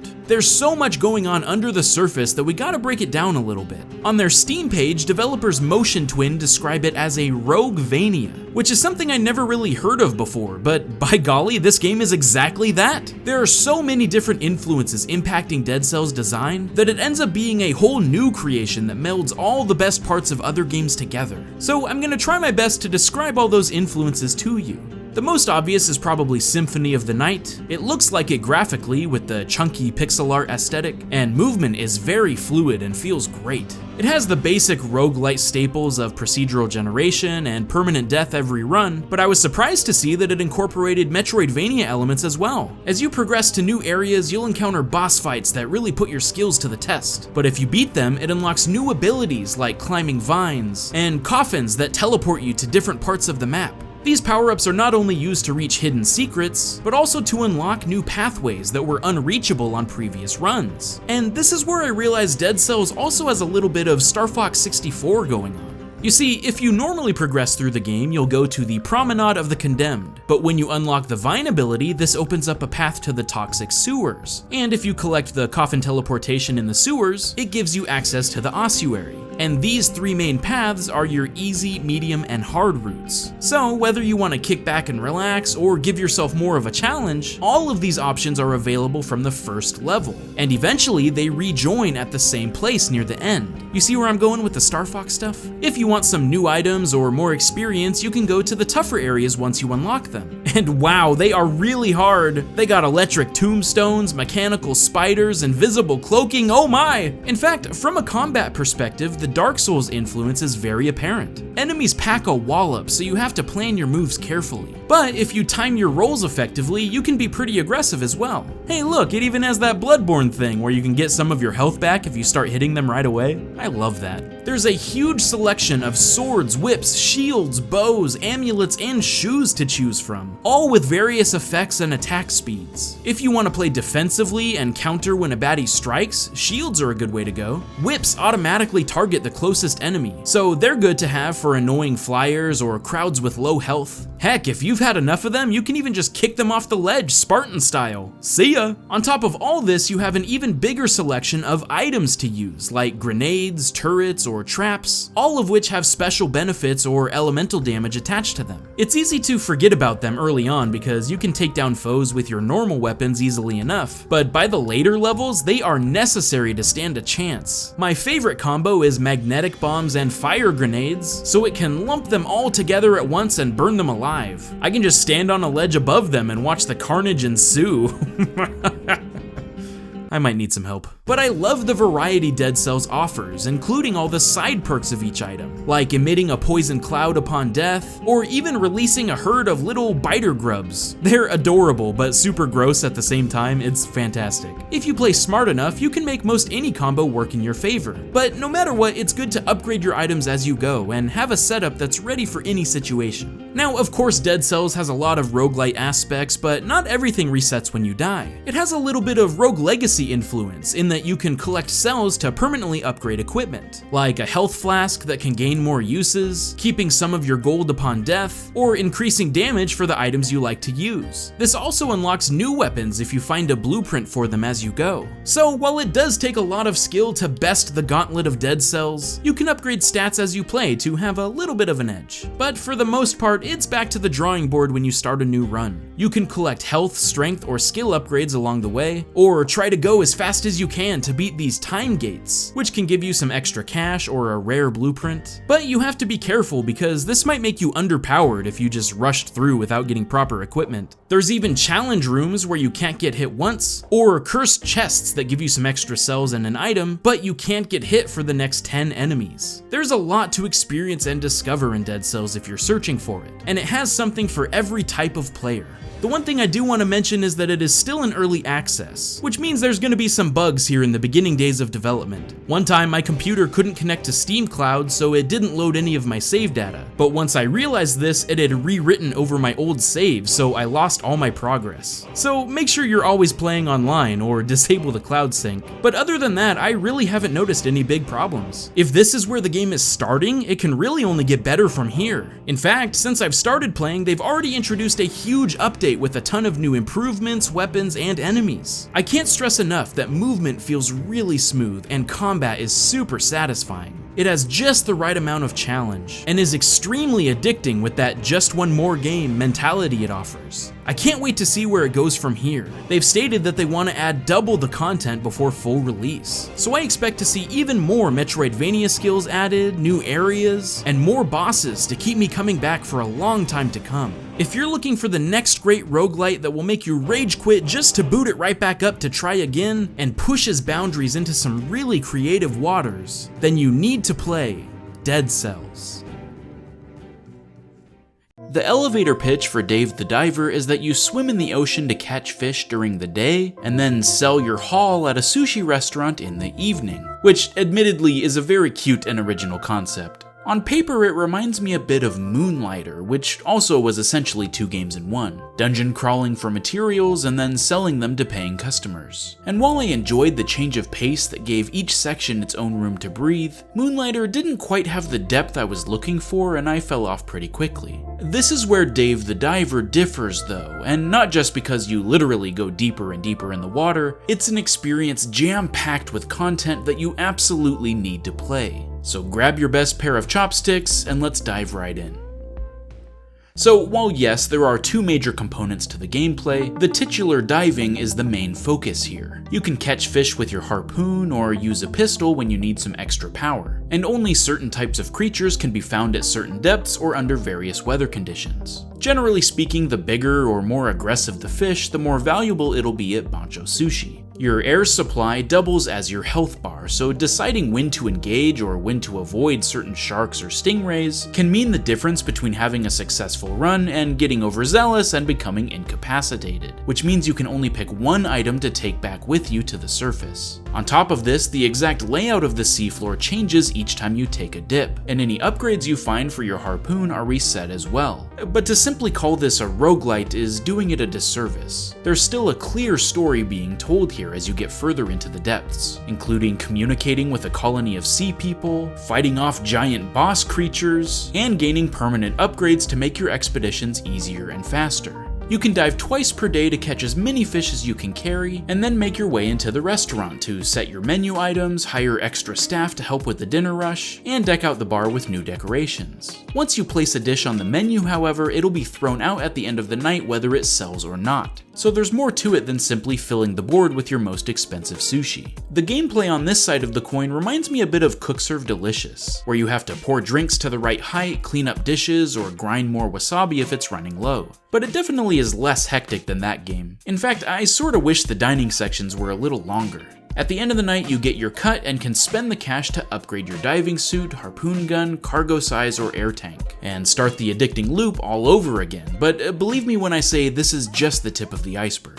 You see, as you start to complete objectives and travel deeper into the abyss, you make new acquaintances that will unlock various quests and challenges, like scientists wanting you to research specific marine life, photographers soliciting a hot new photo for their magazine cover, or pirates trying to separate dolphins that are clearly in love, you monsters! I mean it when I say that every single day cycle in this game has multiple new adventures to unfold and tasks to complete. So while the base gameplay is really fun and therapeutic in its own right, this ensures that every dive stays fresh and you never have a repetitive moment. And there's a lot of sequences like this in the sushi side of things too. Sometimes VIPs will visit the restaurant and request a specific dish or want to be wowed with something special from the kitchen. And if you pull it off, it will increase your Cooksta rating, which allows you to hire more employees or put more food on the menu. You can also access all sorts of apps on your phone, which is a whole separate time sink in its own right. But it was at this point that I realized how amazing the cutscenes are in this game. Whenever you learn how to make a new dish or enhance the current ones, Bancho goes all samurai mode on the cutting board. Or when director Michael Bang tries a signature fish platter, he sees explosions and gains inspiration for his next robot blockbuster. All of these are absolutely hilarious and give more insight into the colorful cast of characters, as well as set the tone of the game as a clear and unequivocal not serious. In fact, several hours in, it really threw off the training wheels and started introducing all sorts of crazy gameplay elements just for fun. Like one night after wrapping up at Bancho Sushi, it drops you into a dream sequence of the gunsmith who loves anime, and starts singing along in a rhythm game concert. Or once you meet Otto the farmer, you can basically play Stardew Valley to grow rice or other vegetables in your garden. They even have an extensive seahorse racing simulator just because, why not? This game is absolutely bonkers, and I continue to be impressed with where it goes next every time I boot it up. I don't want to spoil more than I have to, but it is an absolute joy from start to finish, and holds so much more under the surface once you dive deep enough. Give it a try, and it just might become your new obsession like it has for me. And hey, if nothing else, do it for the dolphins, man. Star-crossed lovers that deserve the world. Two beauties against all odds, making it in this crazy universe of ours. Once in a blue moon, the DK heavens will open up and bestow upon us a beautiful golden banana when we least expect it. And at a time where we have no clue when the next Donkey Kong game might even be announced, that's exactly what happened with the release of Kaze and the Wild Masks, a DKC-inspired retro platformer that you absolutely need to play. Let's talk about it.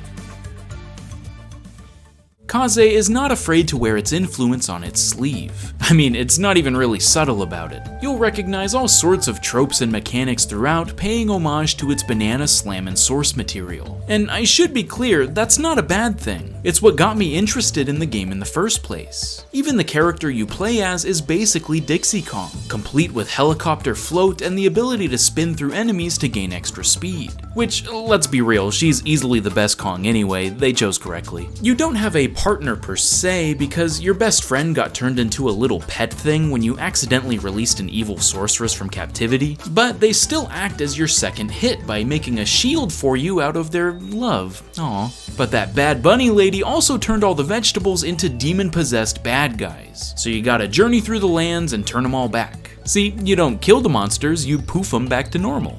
This game is super wholesome. Yet again, some of these guys may appear familiar. You got the Spinies, Claptraps, Cannonball Dudes. In a lot of ways, this really feels like a DKC 4, and I had a stupid smile on my face the entire time. Also, this is totally an insignificant detail, but I plugged in my SNES USB controller just for fun, and the game automatically recognized it and synced up perfectly. You'd be surprised how little that actually happens with other titles. I love that they put in the work to give it the authentic 16-bit experience for those that really want it. Obviously, it's not all a rehash though. The most original aspect of Kaze is the titular masks you find to alter the gameplay. The closest analog to these I could think of is the Animal Buddies, but I think that's selling the masks short. One lets you fly and shoot projectiles, one helps you swim faster and to lower depths, the Tiger Mask gives you a dash maneuver and allows you to climb walls, and the Lizard Mask turns the stage into a runner and gives you a double jump and bash attack for fast downward movement. This one is both the most frustrating and coolest because it's really easy to mistime your jumps and fall to your death, but also leads to some crazy combo moves in some of the later stages. This feels unbelievably satisfying to pull off. But really, all of the masks switch up the levels enough to keep the whole journey fresh, and add to the plethora of other elements introduced in creative and rewarding ways. Pixel Hive puts their game design chops on full display here.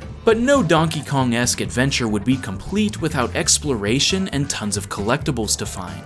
I think what I was most excited about was the return of old-school bonus barrels, this time in the form of crystal teleporters that take you to a hidden challenge. And yes, every single one is unique and handcrafted. This is what was missing, Tropical Freeze. I don't want to keep collecting the same bananas over and over. Not only are all of these enjoyable and cleverly designed, but they also added a quick retry button so you don't have to enter the warp again.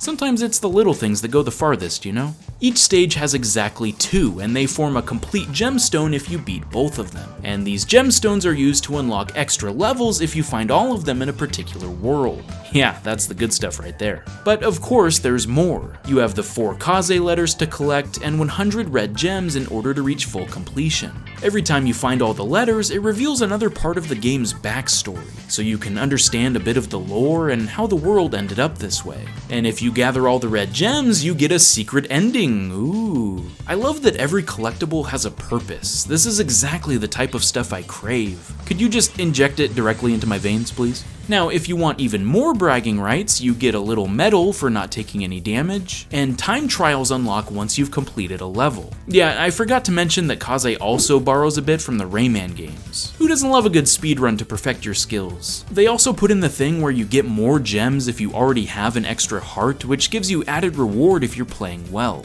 And even the bosses feel like something out of Rayman Origins or Legends. I will say, this is the one aspect I wish was a bit more engaging. They're mostly just avoidance fights until you can attack them and then go through another wave and so on. That said, there's certainly no pushovers. The bosses are easily the hardest parts of the game, and I gotta give props to the artists here. Their animation is so stinking good. Actually, all of the enemy design is top notch. Check out this carrot riding a sled, that's adorable. This guy gets mad every time you attack his little buddies and fills his cheek with air, and after 2 times he gets caught up by the wind and flown towards you so you can pop him like a bubble. They're like super cute and menacing at the same time. Don't worry though, if things are too tough for you, there's another mode with more forgiving checkpoints and extra health.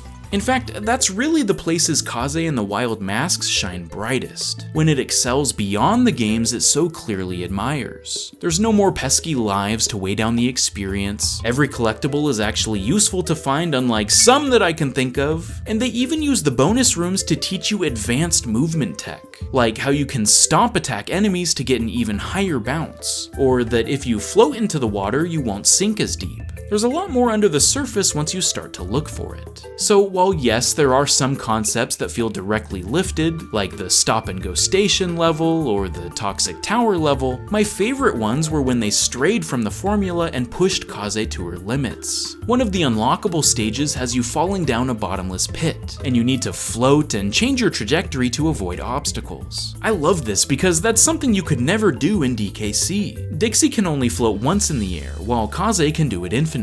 All of the hidden levels do really creative things. And while I wish there was one final brutally hard challenge when you 100% the game instead of just an alternate ending, that's really just a backhanded way of saying I simply wanted more of this game. There are 4 worlds in total, and it only took me about 4 hours to complete, but this is a quality over quantity thing. It introduces new ideas constantly and combines them together for a satisfying endgame. And the ability to gain lots of speed with your movement lends itself nicely to speedrunning, which is exactly what I've been doing ever since I beat the game.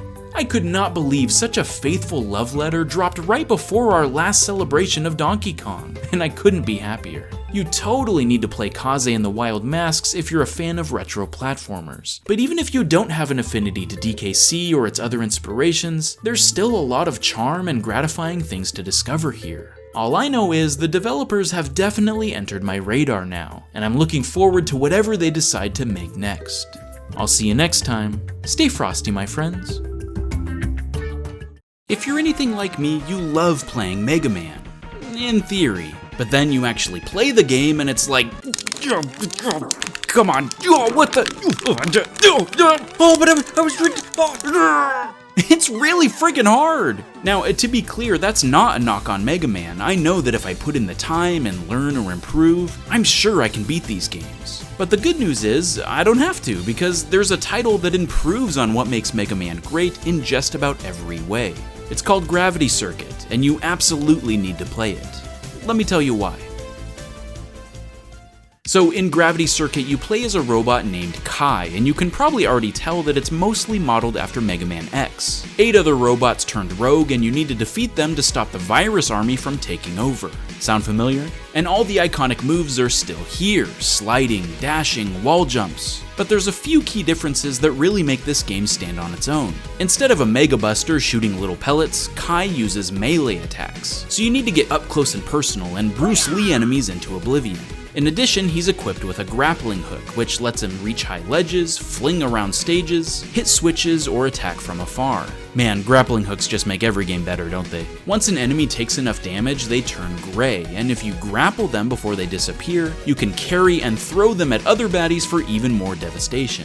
I truly cannot overstate how perfect the movement feels right from the second you boot up the game. One of my pet peeves in Mega Man X is that the dash button is either used with A, so you have to move your finger off of jump and shoot to use it, or requires a double tap on the D-pad, which also doesn't feel entirely fluid. In Gravity Circuit, you can can constantly move quicker by holding down the left trigger, so you decide to either take it slow and methodically, or blazing fast like nothing can stop you. And you never lose that feeling of snappy responsiveness. But that's not all that Kai has at his disposal. You can equip him with burst techniques and enhancement chips. Burst techniques are special moves that consume energy to use, and they're usually abilities to help in combat, like a pile driver or a giant beam cannon, but can also create a barrier shield or heal you if you're in a pinch. You regain energy by defeating enemies, so the more you're engaging in combat, the more you can use these juiced up attacks. And you assign them to a direction on the D-pad while holding the right bumper, so you essentially create your own personalized control scheme and loadout.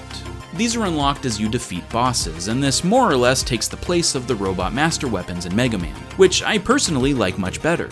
Another problem I have with Mega Man X is that unless you know the optimal boss order, or know where all the little upgrades are hidden in stages, you're just gonna have a much harder time surviving in general. It feels like an inside joke between experienced players and the developers that I'm not a part of. In Gravity Circuit, it doesn't matter what order you play in, because all the techniques are viable and allow you to tailor the moveset to your liking. The other upgrades you can buy are enhancement chips, which are typically more passive, like gaining more energy when killing foes, attracting nearby collectibles, or giving you a double jump.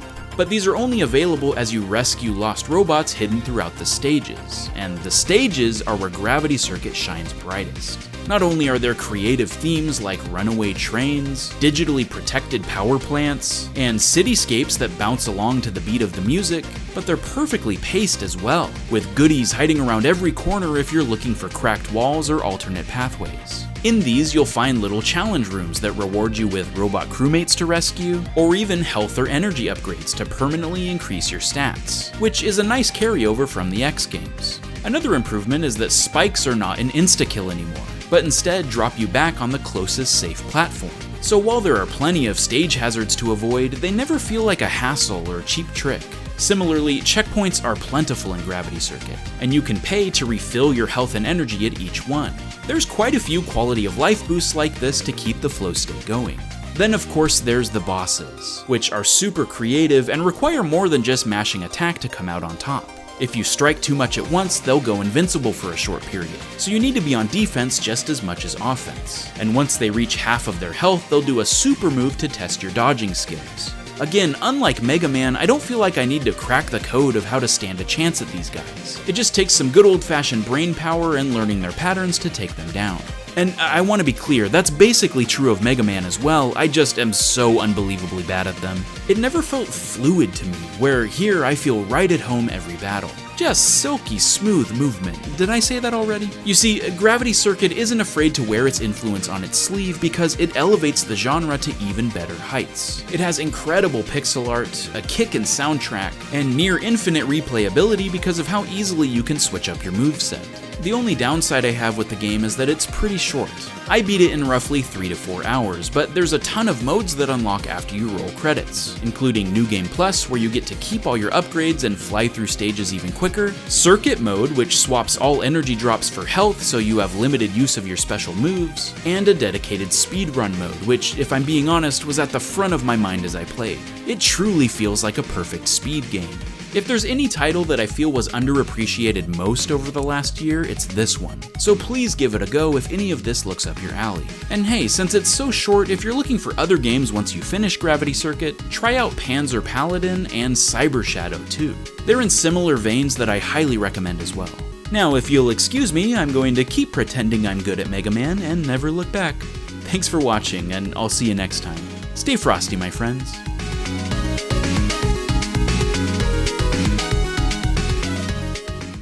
Puzzle games are not my favorite genre, but I think it's mainly because I absolutely suck at them. I'm pretty sure I've seen better gameplay from a blind beaver, and this happens without fail every puzzle game I play. Nothing is more demoralizing than being stuck on the same screen for an hour with no idea of what to do or where to start. But that's the price you pay when you have a brain the size of a small pebble. That's why I was so surprised to play 3 puzzle games over the last year that not only captured my interest with unique ideas and clever design, but also felt really easy. And I don't mean that as a bad thing at all, the opposite in fact. Somehow these titles took me and my dumb smebble brain and made me feel like a genius.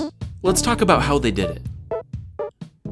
The first game I played was Cocoon, which is the latest from Jeppe Carlsen, known best for his work on Limbo and Inside, or if you're like me, his expertly crafted rhythm game 140. Yes, that is me getting the world record in that game almost 10 years ago. So I was definitely expecting a quality release when I downloaded it, but what I did not expect was for it to absolutely blow my mind into a million pieces. For the uninitiated, the main hook of Cocoon is that you can carry these orbs on your back, but they actually house full worlds that you can leap into to solve further puzzles. So eventually, you gain new abilities and multiple orbs to juggle at once, as well as taking orbs into other orbs. Yeah, it's some Inception level stuff for sure. The thing that was so fascinating about it though is that I never got stuck. For a game that seems so mind-bending on paper, it does such a good job of teaching you mechanics and slowly ramping up the challenge that it always seemed logical and naturally intuitive. But again, it's not so easy that it feels boring or disengaging either, and this was a very specific game design goal for Jeppe from the get-go. When I stopped asking myself, is this puzzle challenging enough, and instead asked, is this puzzle stimulating enough, Cocoon became a much better game. One design trick is to always show as many points of interest as possible at the first screen when you jump into an orb world. Did I forget something in here? Oh, there it is. When beating a boss, you gain a new orb ability, but a more subtle reward is that the level design becomes linear for a while, one world, one orb, so that the game always feels well paced. You see, the key to making a multi-world exploring puzzler is to rein back the complexity and simplify down to its core essentials. There's literally only one button in this game. You can interact with objects and move around, that's it. There's no dialogue or text boxes, everything is taught to you through gameplay. Forget collectibles, branching paths, or hidden alcoves. There's very little fluff along the linear path, leaving you to solely focus on the task at hand.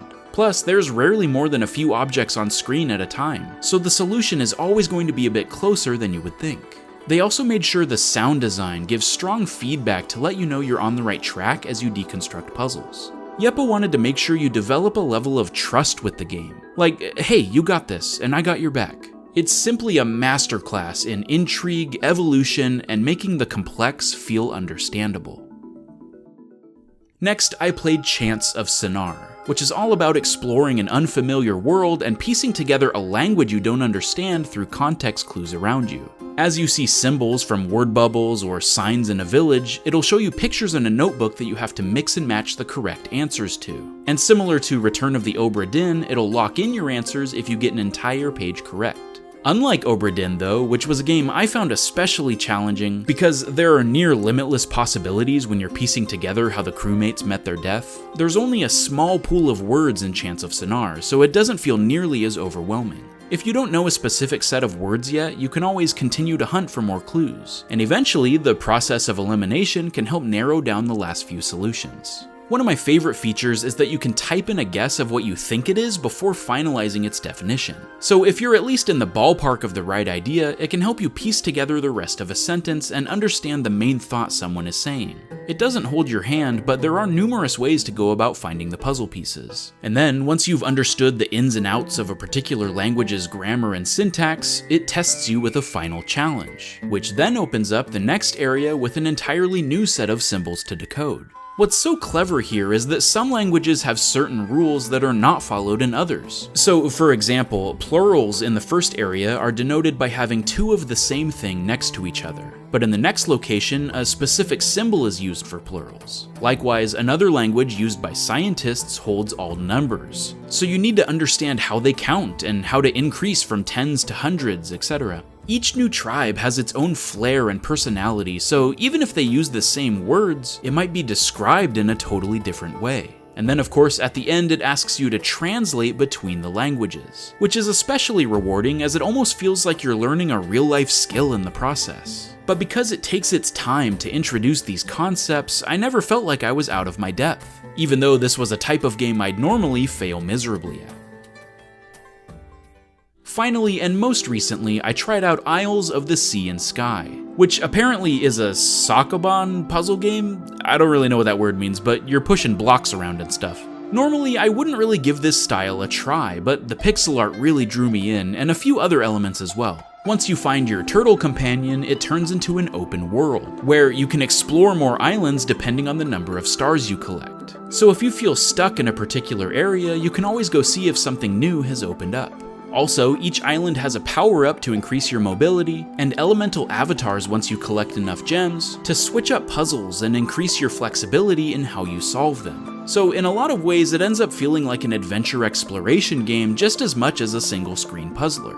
And yes, it has the trappings that I normally dislike in the genre of having way too many elements to think about at once, but one key change made it feel entirely different. Some blocks unlock permanently once you destroy them, which forever changes how that screen can be completed. This means that even if a puzzle is more challenging and takes a while to unpack, along the way you're making incremental progress that either speeds up the process or makes the final solution possible if you restart the screen. There's often multiple rewards in a single puzzle, so you can solve it one way and then start again using the pieces in a different way to get another. The result is an experience that never felt frustrating or like I hit a roadblock. There's always more islands to explore, the power-ups constantly change how you approach challenges, and as you make bite-sized progress, it makes sections easier to move around in. So the push and pull of difficulty is always in a nice, rewarding balance. Plus, the power-ups make backtracking to old areas just as enjoyable, because new sections are constantly becoming available to you.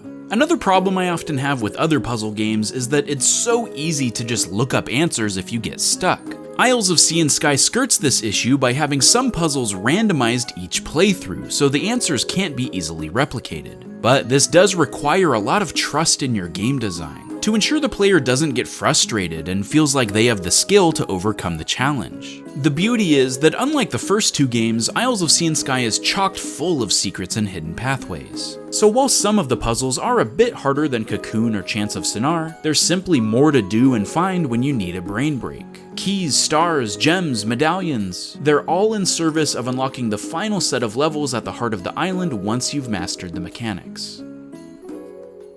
So what did I learn from my foray into easier puzzle games? Well, it seems that the best design doesn't come from how much can be crammed into a particular puzzle, but rather teaching the player all the pieces necessary before dropping them into the deep end. Even if a particular concept is interesting or has a lot of potential, it doesn't mean that it needs to be in the final game. Yeppa actually cut several other orb power-ups from Cocoon because he didn't want to convolute or overwhelm the experience. So even at its hardest, you're never balancing too many elements at once. Also, feeling smart and feeling stimulated can be different things. Or rather, you don't have to have the most in-depth puzzle for the player to still have a beautiful aha moment. It's about pacing and how the puzzle is presented to the player, not necessarily magnitude. I even learned how to be a better puzzle solver as well, like how to work backwards from the solution rather than just brute forcing pieces around trying to get somewhere. Okay, I need this star, but to get that I have to open this lock, but that's blocked by this, so my first step is to get over that hole. Okay, I got it, let's do this. In a lot of ways, these easier puzzle games feel like a gateway drug to the rest of the genre, and it's been such a breath of fresh air compared to others I had gotten frustrated with in the past. And that's why we truly need more of them, so that as many people as possible can experience the perfect epiphany that only a true puzzler can provide.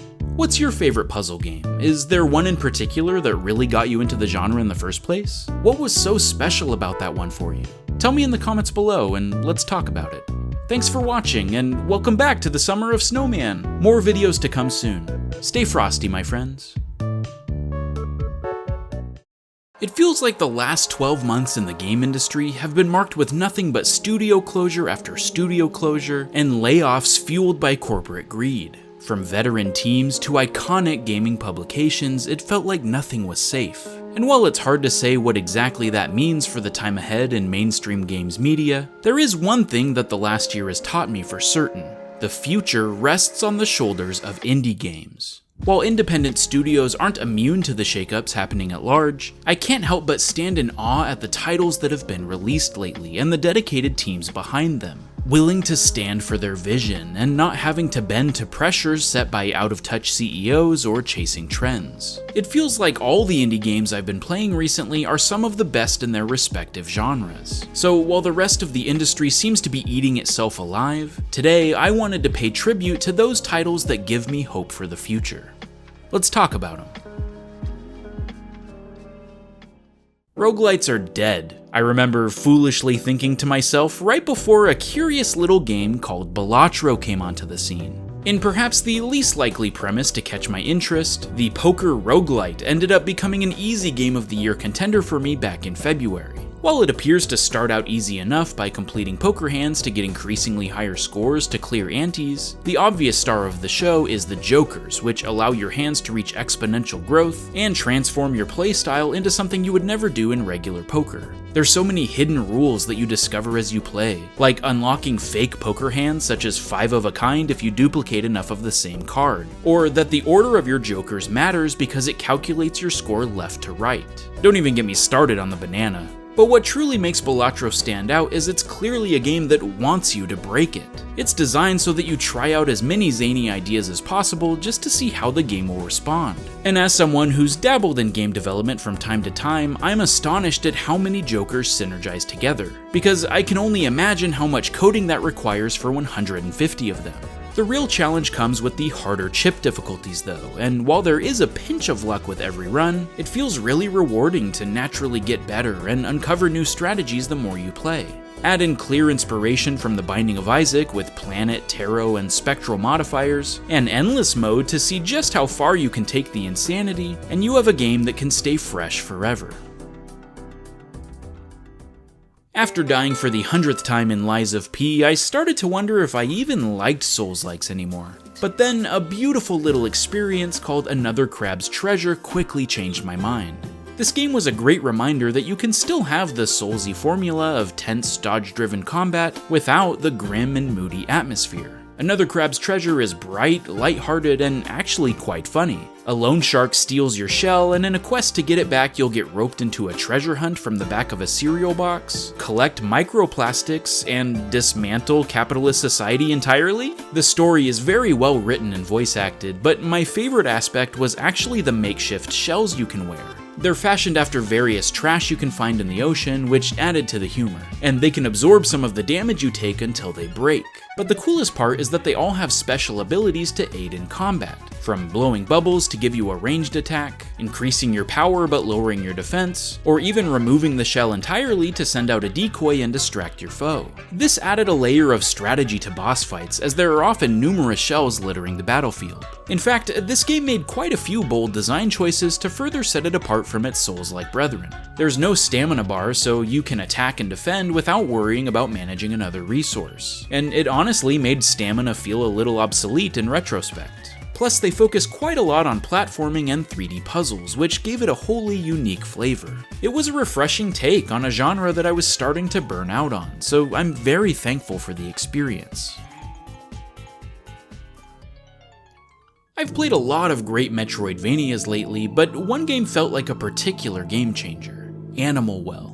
On the surface, it seems to have the same pillars that we've come to expect from titles like this, but it goes about them in such unconventional ways and with such a distinct style that it quickly rose in the ranks of its contemporaries. Unlike the staple power-ups that you usually see, like a double jump or new ammo type to open doors, here you get a yo-yo, a bubble wand, and a slinky to help move around and solve puzzles. And like Metroid, there's a lonely, eerie atmosphere, but you don't actually fight anything throughout the whole game, which only added to the dread. The safe rooms are a quiet, calm reprieve though, and a nice homage to Resident Evil games. Secrets are nothing new for a Metroidvania, but Animal Well teaches you that nearly every single screen will have a hidden pathway if you look hard enough or have the right tools at your disposal, and you start to develop a sixth sense for them the more you discover. But even that isn't what I loved most. You see, beating the game is only half the journey, and there's so much more to uncover once you hunt for all the Easter eggs. You gain even more power-ups that I haven't ever seen utilized in a game before, and the others have multiple ways to use them that I'd never considered, until it became necessary to reach specific areas or ledges. According to Billy Basso, there's essentially 3 layers to this game: the main path, the secret ending, and then even more cryptic riddles that only the most dedicated community of players would be able to decipher if given enough time. There's so much to unpack here, and the fact that a title of this caliber was developed by one person should be inspiring for any potential dev in the future. The older I get, the more I appreciate when a title doesn't waste my time. Between 2 kids and working full-time, I usually only have an hour or so at most to play something in the evenings. So the faster a game gets to the action or cuts out the fluff and padding, I'm usually much more interested. That's why a personal favorite of mine was A Short Hike. Living up to its name, you can beat this game in under an hour, but it's so densely packed with things to do and goodies to find that it feels like a much more lengthy experience. Your main goal is to climb to the top of Hawk Peak to get cell phone reception, but there are walls too high to jump along the way, so you need to collect feather power-ups to increase your vertical capabilities, making you engage with all the various quests around the island. Things cap off with a breathtaking view and allowing you to float all the way down to the bottom to see how far you've traveled. And then you can tackle any outstanding objectives you might have missed with your maxed out stamina meter. There's no map or dotted line of the correct way to go, just signposts to follow or hints from villagers. It feels organic and intentional in its scope. In the same way that Claire is trying to get away from it all, this game feels like a vacation from regular AAA experiences, boiling it down to the essentials to remind us of what makes games so fun in the first place. And then, to my surprise, I heard of another short hike-alike, love that genre name by the way, called Lil Gator Game. And this one expanded on everything that made A Short Hike so enticing, exploring an island full of cutesy quests to increase your abilities, and find as many friends as possible to invite to your cardboard town. It's basically a bunch of kids playing pretend who are a little too old to do so, and this leads to some great interactions with theater troupes, other adults on the island, and the cool kids. But at the center of both of these titles is a touching story about finding yourself, stopping to smell the roses, growing up, and rediscovering childlike wonder. Which, at least to me, is what really makes them work so well. Their selling point is having a quick title to distract you from the stresses of life for a few hours, but underneath it all is a whole lot of heart and cozy vibes that'll leave you smiling from start to finish. I would absolutely play any game that aspires to continue this burgeoning genre of short hike-alikes. I think we need a lot more of them going forward. At this point, I'm essentially that Sonic meme about wanting smaller games and not overworking developers. That speaks to me on a spiritual level. At the end of the day, AAA games that I would have really liked 6 or 7 years ago hardly seem to appeal to me anymore, because I've simply found much more enjoyment through indies these days. The barrier for entry of game development seems to be getting lower and lower as more resources become available, which means more passion projects will see the light of day than ever before. And with the state of working for a major company as it is right now, for many it seems to be the best route forward anyway. It's no secret that we love indies here on this channel, but it looks like that love will only grow even further, because indie games are the future. I'll see you next time. Stay frosty, my friends.